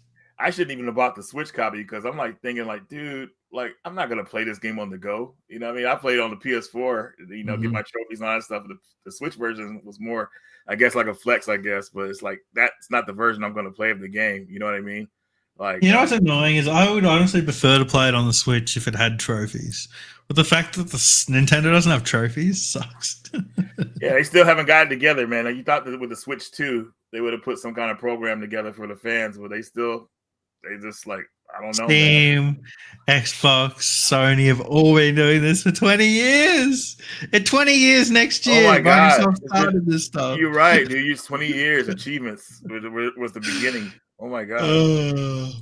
You can get emulated versions of their games, and they have achievements. like the third party emulator software has like retro achievements and stuff like that. You can get. That's crazy. Imagine achievements in. I mean, I know you guys aren't the biggest Pokemon fans. So imagine achievements in Pokemon games that made the game last longer. You know, catch this Pokemon as a shiny or something as an achievement. That would be so cool. Mm-hmm. So I wonder why they don't. They probably I don't know. They don't want to follow suit. Maybe because people are asking for it. Costs, maybe they have a wall of boards of ideas. That is when we need money, we pull one of these ideas out, and it's like new Mario Kart, new Zelda trophies are sitting there. It'll come out one day. Oh, that's like, a perfect example. Down, we're adding trophies. Yeah, that's a good example. Like, say for instance, Square Enix was like down on their money. They would make a new Chrono Trigger game. That'd be their backup game to kind of like fix everything. So yeah, that's what Nintendo's. I think they're kind of doing with certain programs that people want. We joked a couple of years ago that Square Enix have got like a similar system, and it's like as soon as we need money, we'll just reprint the Final Fantasy collection, and they did it. Yeah, they did. And these companies aren't dumb. They're not sitting around like they are aware of what their fans are into. They're watching the behavior, and these guys are on Facebook, they're on X. They're seeing how people react to stuff, and they're engaging. You know, everything. So they know, you know what I'm saying? But it's just like, I don't know, man. Like, it's like, we're giving them a way to success of Lunar and like the surprise sale of how well it actually did. Because obviously they didn't anticipate selling what they have. I hope that other developers from the same era are like, hey, that game we made 20 years ago but sold pretty well on the PS1. Why don't we remaster it? Right, right. Like I don't want to see the Last of Us. I want to see, you know, Kingdom Hearts has been done, but I want to see like The Legend of Dragoon. Yeah, I want to see Parasite Eve or something like that. But Fixie, that game, that Lunar remastered, it did come kind of bare bones in a way compared to like the PS1 version, because that came with interviews, you know, came with extras and stuff like that, which would have been nice for this collection. You know, like if they went back and looked at the creators of the game and interviewed them again, which they have, but it's just not on the disc or the cart.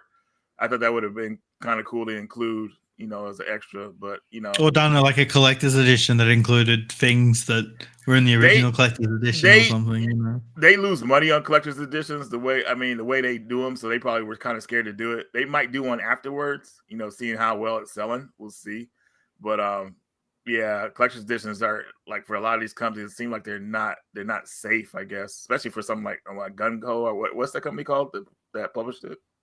Gung Ho. Gung Ho, or they are called Gung Ho. Okay, yeah. Mm-hmm. I don't know if it'd be safe. I've got this big like love-hate relationship with remasters right now, because it's like any game from 2010 backwards that gets a remaster, I'm like, fuck yeah, I haven't played this game for 20 years. I can't wait to play it again. Any game onwards, I'm like, I played that on PS4 5 years ago. Like, it doesn't need a remaster. You see that Night Dive Studios said that they were a little like wanted to start doing PS3 and Xbox 360 games. Reprints? Like, please. Remasters. Mm-hmm. Like, the room. Like, when you know, Naughty Dog announce a Last of Us something, like the comments are bad. They cop it in the comments. Surely the social media team's like, hey guys, there's like 10,000 angry people screaming at us. Why are we doing this? Like, surely, you know, read the room. All I know is I'm excited for that news. I think there's a lot of really cool PS3 games that And Xbox games, I would love to see get remastered from that generation. Kind of like those are most of them like games that kind of live and die on those systems in a way. Like the Saboteur or something. Oh, Saboteur would have been give awesome. anything Dude. to play that on PS5. Yeah, that was Pandemic. So that was the company's name. That was their last game after Mercenaries 2 before the company folded, I think. How did they fold after that? That was a brilliant game. They were in the folding process because of what happened with Mercenaries 2, I believe. That launch for that game just really hurt them, and it didn't do as well as they thought it was going to do. And it sucks because it's brilliant. It's such a cool concept. Like, if you haven't played it, right? So you play in France, and the Germans are taking over France. And as you're playing the game, as you like liberate a region, the region goes from black and white to color.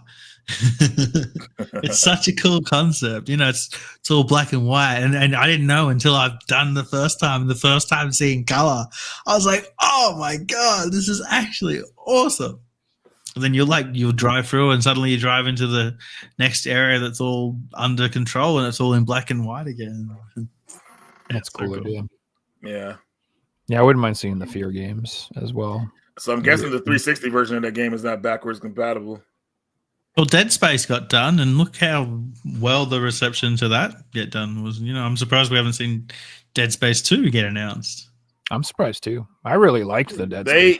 Dead Space 1 remake didn't sell like they wanted to, so they didn't even want to make the effort to do the second game. It really sucks, man. They should have did them at the same time. You know, like back to back in a way. Yeah, like it's hard to justify spending full price on, you know, like the Oblivion remake. Like the fact that it's Oblivion and I never sunk 100 hours into it back in the day, that got me spending the money on it.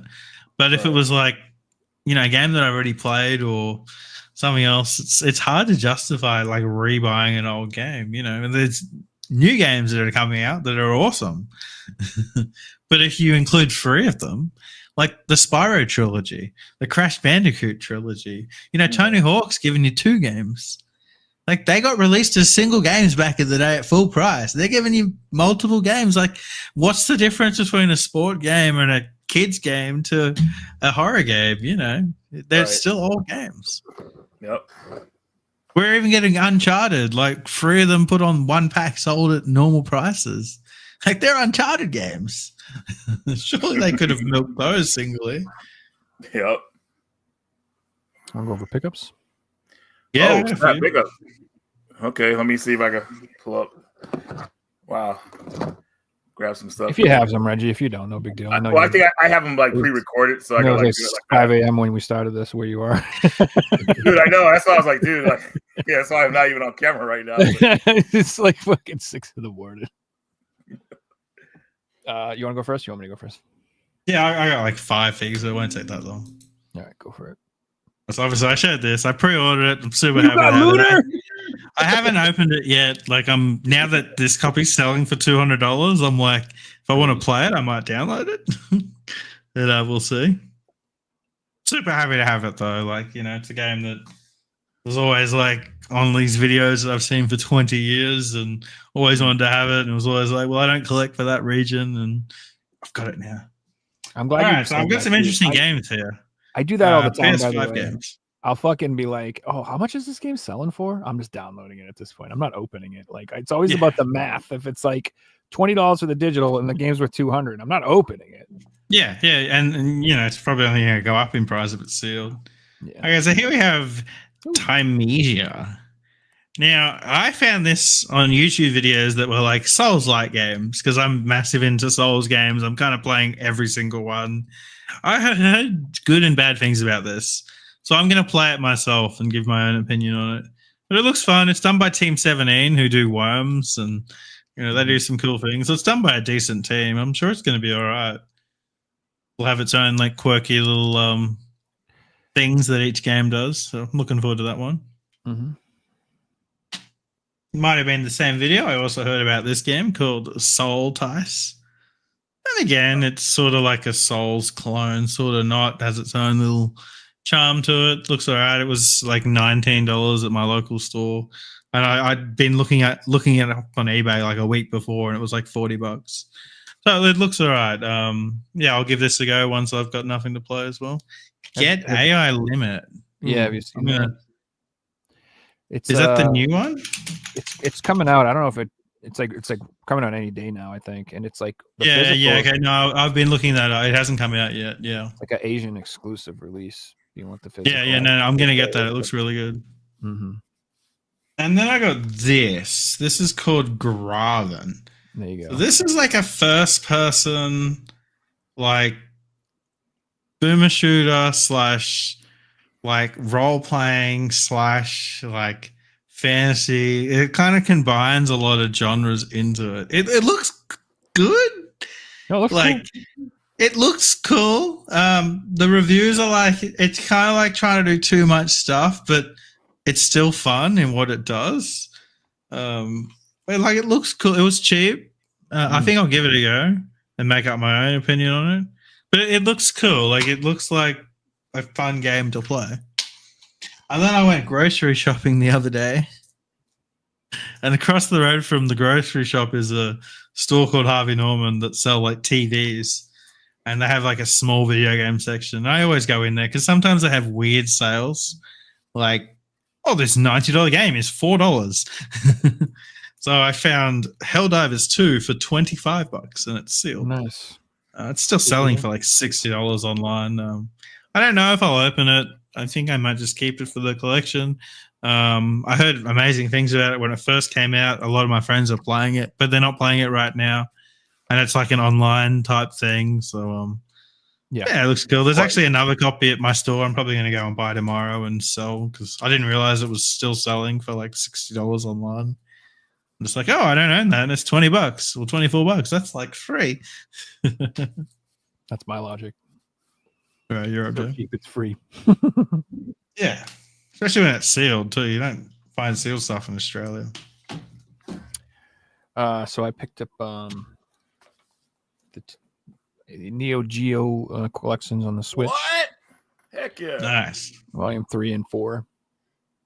These ones are really good ones. They have a bunch of cool fighting games, a bunch of cool shmups on them.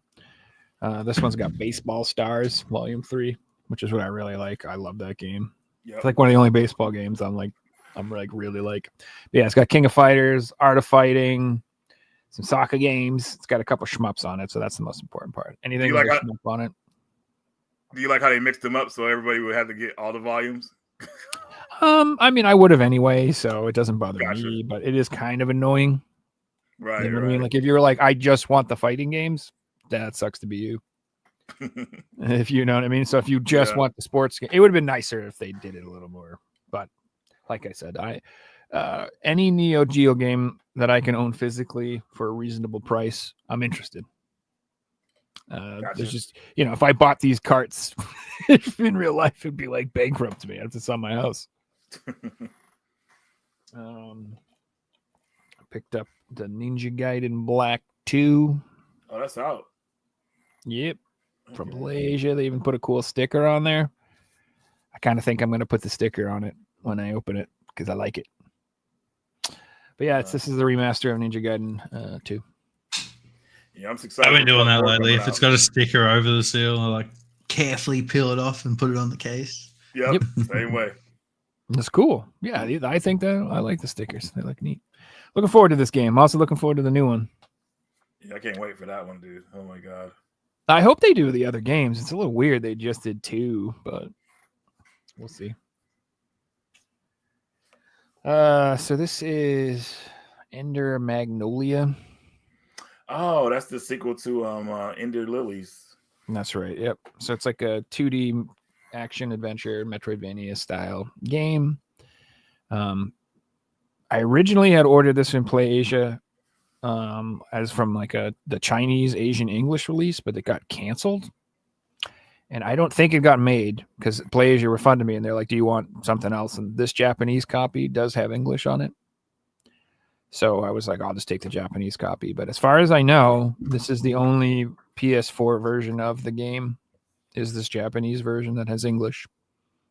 And then I think there's like a I think Korea got a collector's edition, which is kind of nice if you want a fancier version. But I don't think the Asian English version ever came out for the PS4.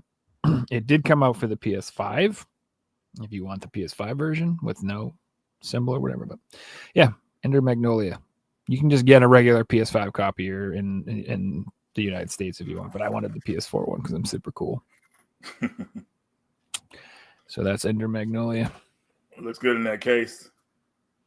Yeah, and I have Ender Lilies on the PS4, so Yeah. I like that OCD consistency. That's like a part of my. I might do the same with that game. Yeah, I hate like I've said before the Tails. I'm sorry, I always say Tails. Trails of Graces. The Trails in the Sky 1 is coming out. Oh, and for it's just PS5. Yeah, on PS5, and you've got them all on PS4. Yeah, I have like 10 Trails games on the PS4, except the first one's going to be on PS5, and I'm just like, what do you want me to do with this? Price has got to be right for me. Where am I putting this now? And it comes out, and it's coming out on the Switch. So just put it out on the PS4, you bastards. It's just one region anywhere. Just put it out in one region. That's all we need. With English. We need English too. Ah, shit. I said I wasn't going to forget the name of this, but now I don't. Now I forgot the name of it because it's all in Japanese. It's just like a horror, like visual novel.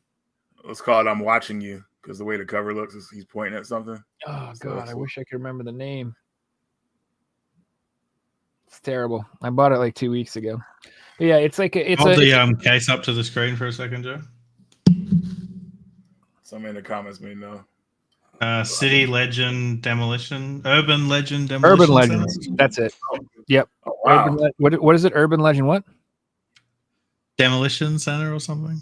Yeah, Resolution Center or something like that. That's right. It's about urban. It's like it's a visual novel, kind of like an artistic, artsy fartsy style, but it's also like got a lot of horror elements in it. Disillusion, that's it. Yeah, it's like a spooky visual novel. And this is another game that I had ordered from Play Asia, and they canceled it, and they said they couldn't. There we go. Yeah, Jorp's got it. Urban Myth Dissolution Center. That's it.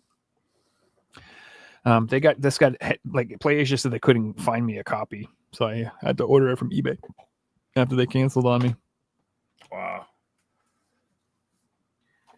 And then I got Lunar. Yay! Excellent. Let's go. Did you get it originally, or do you have to get the second print? No, I got it from Amazon. Nice. Woke up at like fucking 5 a.m.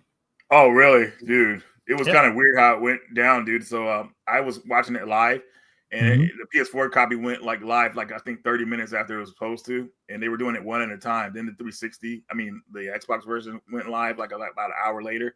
Then like 2 hours in, the Switch version finally went live. So it was so weird. That is weird. So this is the only one I tried to get like first thing in the morning. And I got it relatively easily.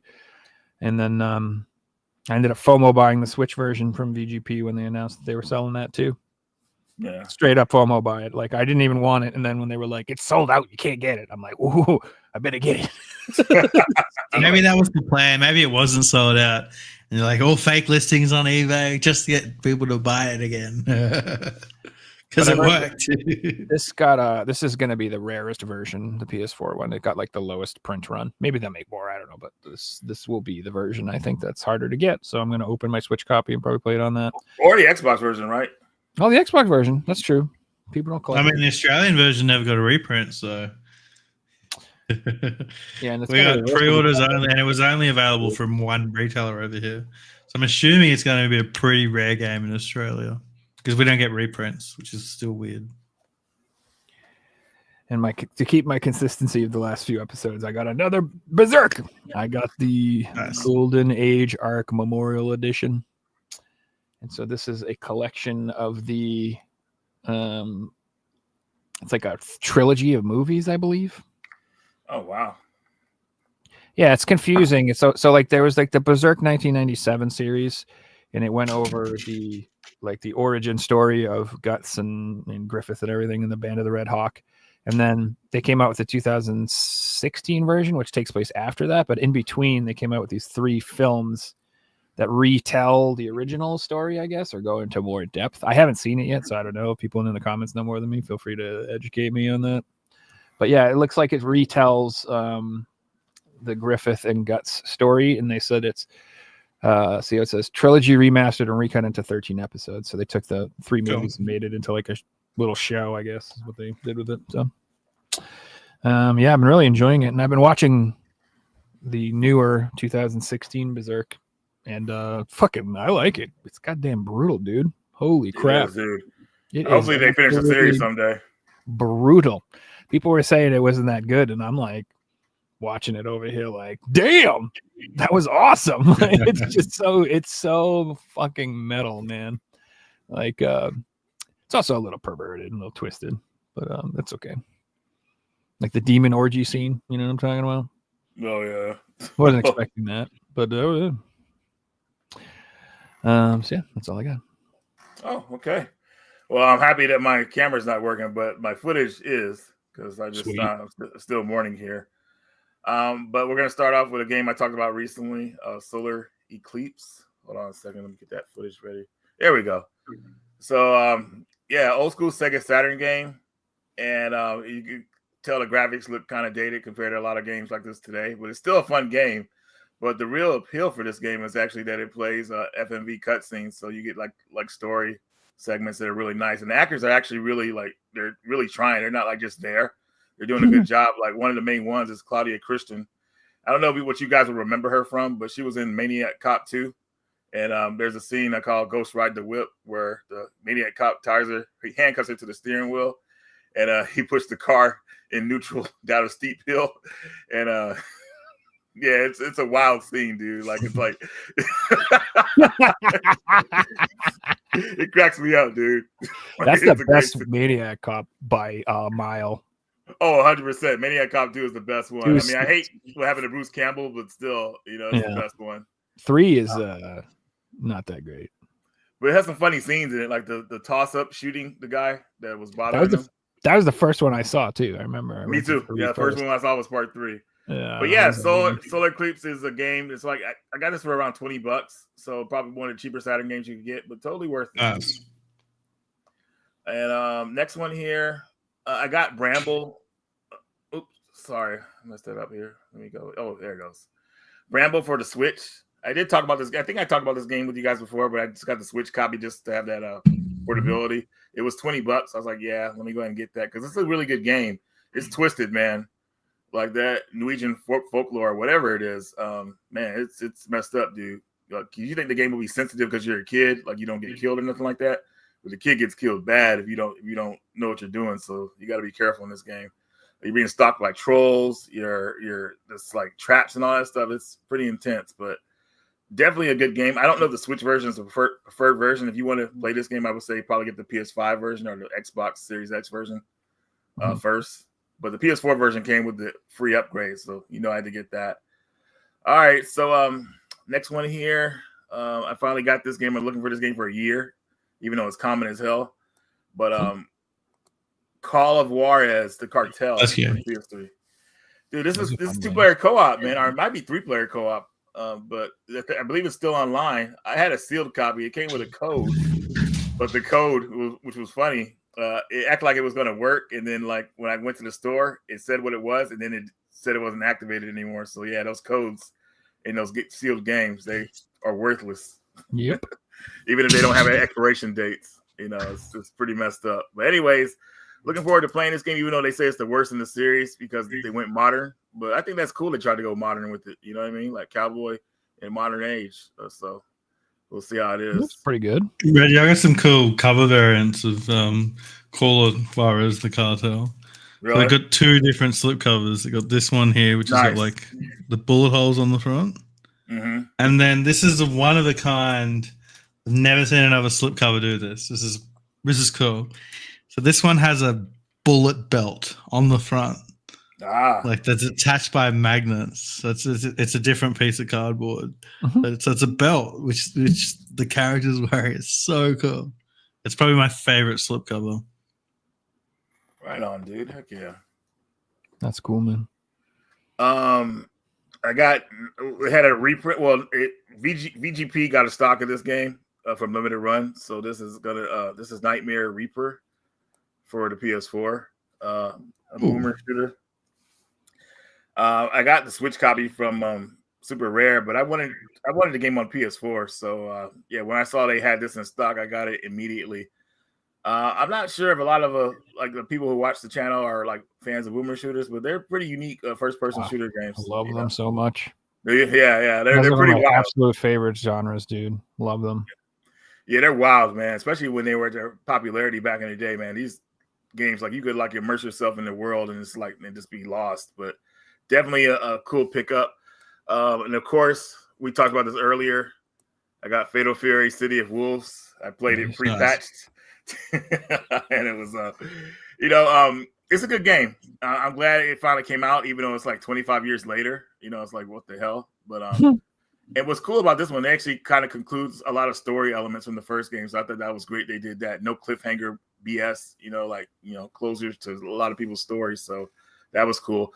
The only thing in this game is missing is some like newer characters that are not like celebrities. Like, they put 2 celebrity stars in the game.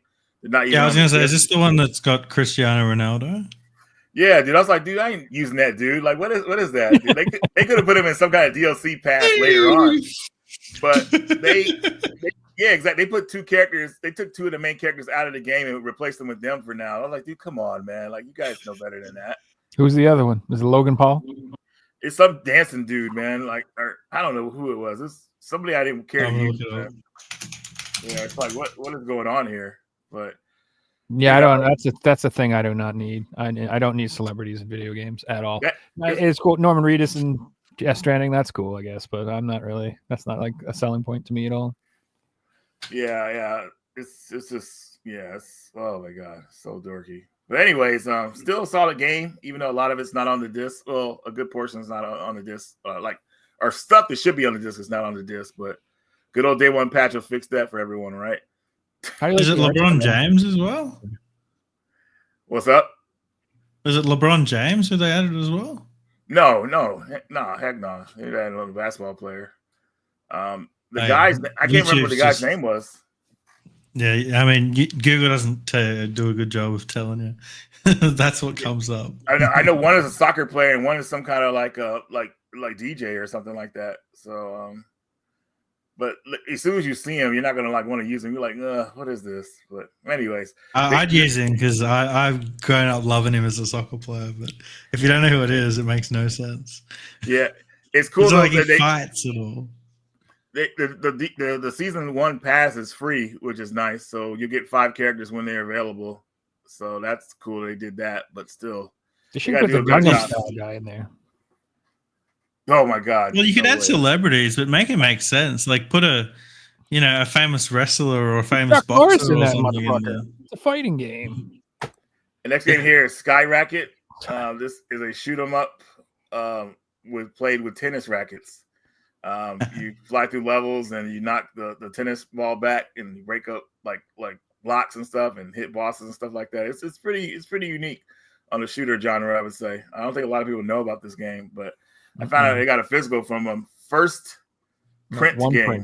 One print games. One print. Okay, I keep getting like confused with First Press and all that stuff. That's the company that I always confuse First Press with. But One Print they're good. They will ship you things when you buy stuff from them. Yeah, they will. So another cool one. Press ship games. I got my one game after sending multiple threatening emails. I still have not gotten mine.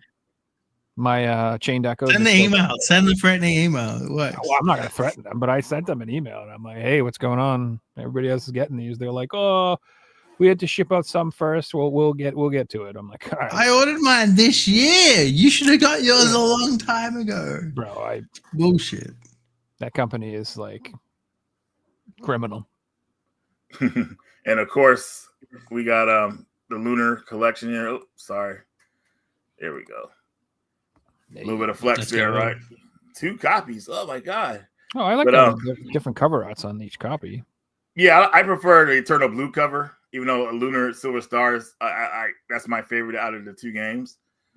But yeah, happy to have these and play them again. Because a lot of people aren't busting open their PS1 copies these days, so this is kind of cool. That they did this for us. So yeah.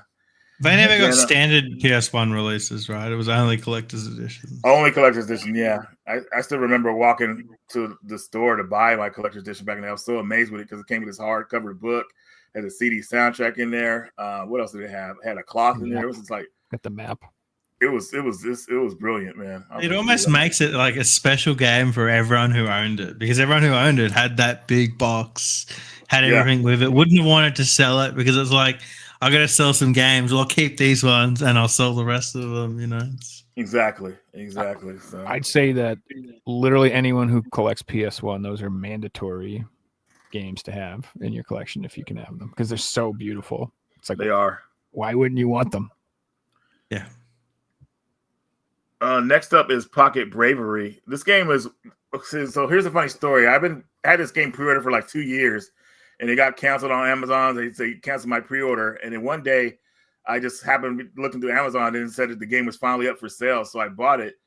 Now the Switch version plays great, but when I played the PS4 version on the PS4 system, it has a bunch of like problems with it, dude. Like it's like they didn't optimize the game properly. Like load times are like messed up. But if you play the PS4 version on the PS5, it plays totally fine. So it's like, dude, what is going on here? It's weird how these things happen, you know. Well, they're not optimizing a lot of PS4 games anymore. Like they're not doing it properly because everybody's skipping over to do the PS5 version. And it sucks, man. You know, it's like, dude, what the hell are you guys doing? Like, come on. So hopefully they'll get a patch to fix that. But it's a good fighting game, you know, with what it comes with, you know. So people should keep an eye out for it if they like. I love the backgrounds; they're cool. And they changed like Fatal Fury. Like if you like would actually go through the rounds, it'll go through like nighttime and all that stuff. So they always change as you're fighting your opponents. And then the next game here, of course, VGP got this in stock. I had to get it. Ninja 5-0. Yes. Oh, yeah. I finally get to play this game. Never played it on the Game Boy Advance, but it became super rare, as we know. Like I think it was like a $300 game. Mm-hmm. And I think Limited Run reprinted it on the Game Boy Advance, but I wasn't trying to buy that version. I was like, nah, let me play it on Switch or PS4 now. And yeah, happy with that. And then a game that everybody should play, just in case you haven't, because they might be coming out with a new movie for it. Outrun. Yes, Outrun 2, Coast to Coast. If you don't have this game, you are insane. This game is, I think it's pretty cheap on PSN. No, this game's expensive. Like, I want the PS2 version. It's like $50 plus. Damn, for arcade games. He was like, come on. But for Xbox, it's like one of the most expensive games.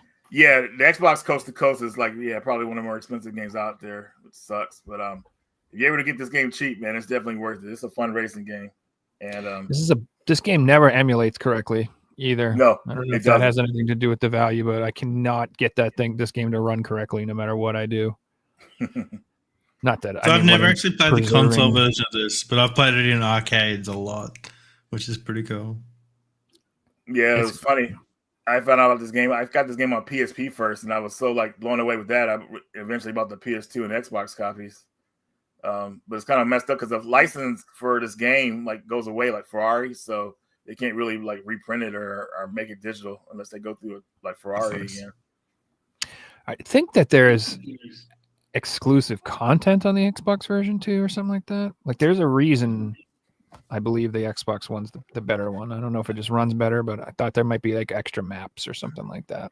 Man, I might have to look that up actually. Yeah, maybe you're right. Could be wrong. All I know is that supposedly that's the more sought after version. Yep. So that's all I got, guys. So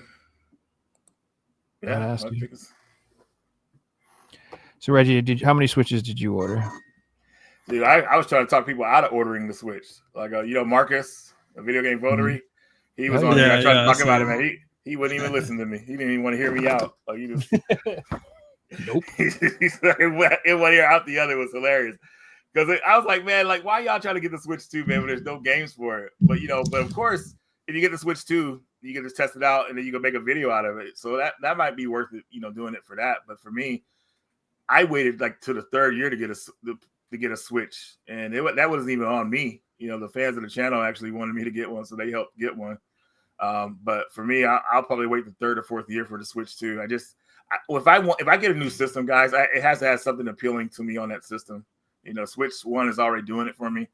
you know, even after like 7 years, I play it mostly portable, and it's just I don't see any other reason to like get something new unless it has something I really want on it. You know what's interesting, Reggie, is I waited like 2 or 3 years to get the Switch as well, and I still paid like basically full price. Yeah, it's like, dude. And if you waited a couple more, like maybe a year or so, you would have been able to get the OLED one. Yeah, exactly. Like, you know, I didn't get the OLED, and it's like, well, I'm not going to get the OLED now because I just bought this thing, and it's great. Like, I've had it for more than 5 years. You know, I've gotten my money's worth out of it, but still, I'm looking forward to upgrading. I may sell mine. Like, I've looked after it, still in like new condition, as I said, so I could probably turn around, and it was a special color too, so I might be able to get like $300-$400 for it. Well, I want to ask. You can transfer your save files over, right? I believe so. Hopefully, you should be In the able cloud. to. You should be able to. Okay, yeah. As long as you can do that, then you know it's not like I have games digitally or anything. I mean, I got my account.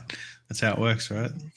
Yeah, but Joe, is there any way I could talk you out of your pre-order for the Switch 2, like save you some money? If you deliver a 30th anniversary PS5 Pro to me, I will cancel. You will cancel? That's the only way you do it, dude? I can't consider. And I'll be nice. It doesn't need to include the stand. Oh, it doesn't have the stand. I don't even know. I don't know, man. I'm pumped for it. I've been hyped for it. The Switch has been like a little long in the tooth for a while now. I've wanted a more powerful Switch personally for a while. And like I said, there's been quite a few games that I've purchased that they just chug on the Switch, man. They don't play that great.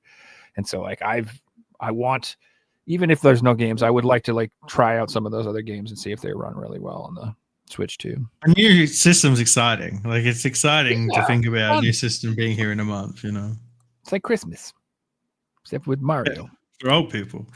Yeah. All I know is that I find it funny that somewhere out there's some kid who didn't get a Switch for his birthday, and there's like dudes like us out here being like, yeah, I got 3 Switches. I was thinking about that. This girl at my work was like, I'm trying to get one for my kid and I can't. And I'm like, oh, well, you can't have mine. Sorry. Because I'm playing Mario Kart day one. You can watch me play Minecraft on stream if you want. So I ain't giving him my Switch. Hell no. You should have been like, he'll just play Fortnite anyway. You don't even need to get it for him. It's true. Yeah. Well, gentlemen, been a good show. Yeah, for the final time. Thanks for watching, everyone. And yeah, we might be back for a couple more episodes at some point, but it won't be next week. Yeah. So if you guys missed at the beginning of the show, this is gonna be the last show for a while, maybe indefinitely. I might start something else on my channel at some point. Yeah, I might do the same, but for now, if you want to see me, I'm streaming on Twitch every single day, playing GeoGuessr. I'll talk about video games. You can actually redeem a redemption to get me to pull games out of my collection. So if you want to really talk about games, head over to Twitch and follow me over there. It's Figsy Games. I restream on YouTube too, so you can watch it on YouTube. Like I'm still doing stuff. Joe's streams on Twitter as well as YouTube and Twitch. Yeah, should be all down in the comments below. If you want to sub, just give us a follow. I'm on.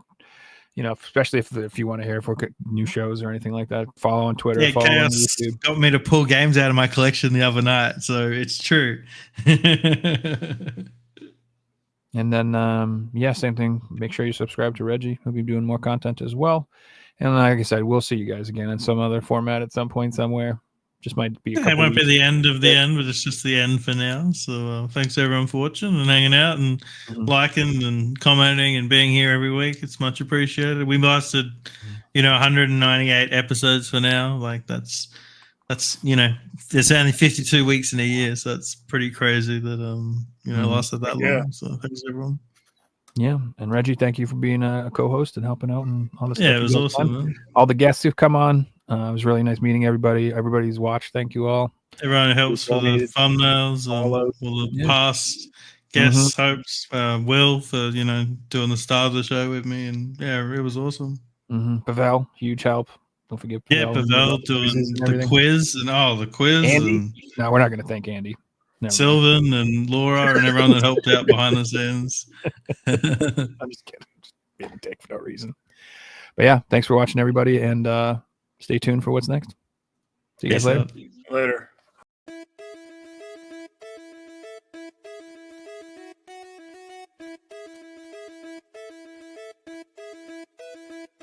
You found the coolest place to be, the PlayStation collecting sets, and come on, won't you stay with me? Welcome to the show. Gather round the boys and girls, collectors from around the world. Let's show the people what they need to know. Welcome to the show. Gonna talk to guests, only got the best. Gonna put their knowledge to the test. Gonna laugh at needs, gonna live the dream, gonna show you things you've never seen. Gonna sing the song to the breaking dawn. Gonna rock this party all night long. So come on, everybody, let me see you dance. Get yourself ready, you can one more chance. You found the coolest place to be, the PlayStation collecting sets, and come on, won't you sing with me? Welcome to the show. Gather round the boys and girls, collectors from around the world. Let's show the people what they need to know. Welcome to the show. Welcome to the show. Welcome to the show. Welcome to the show. Yo.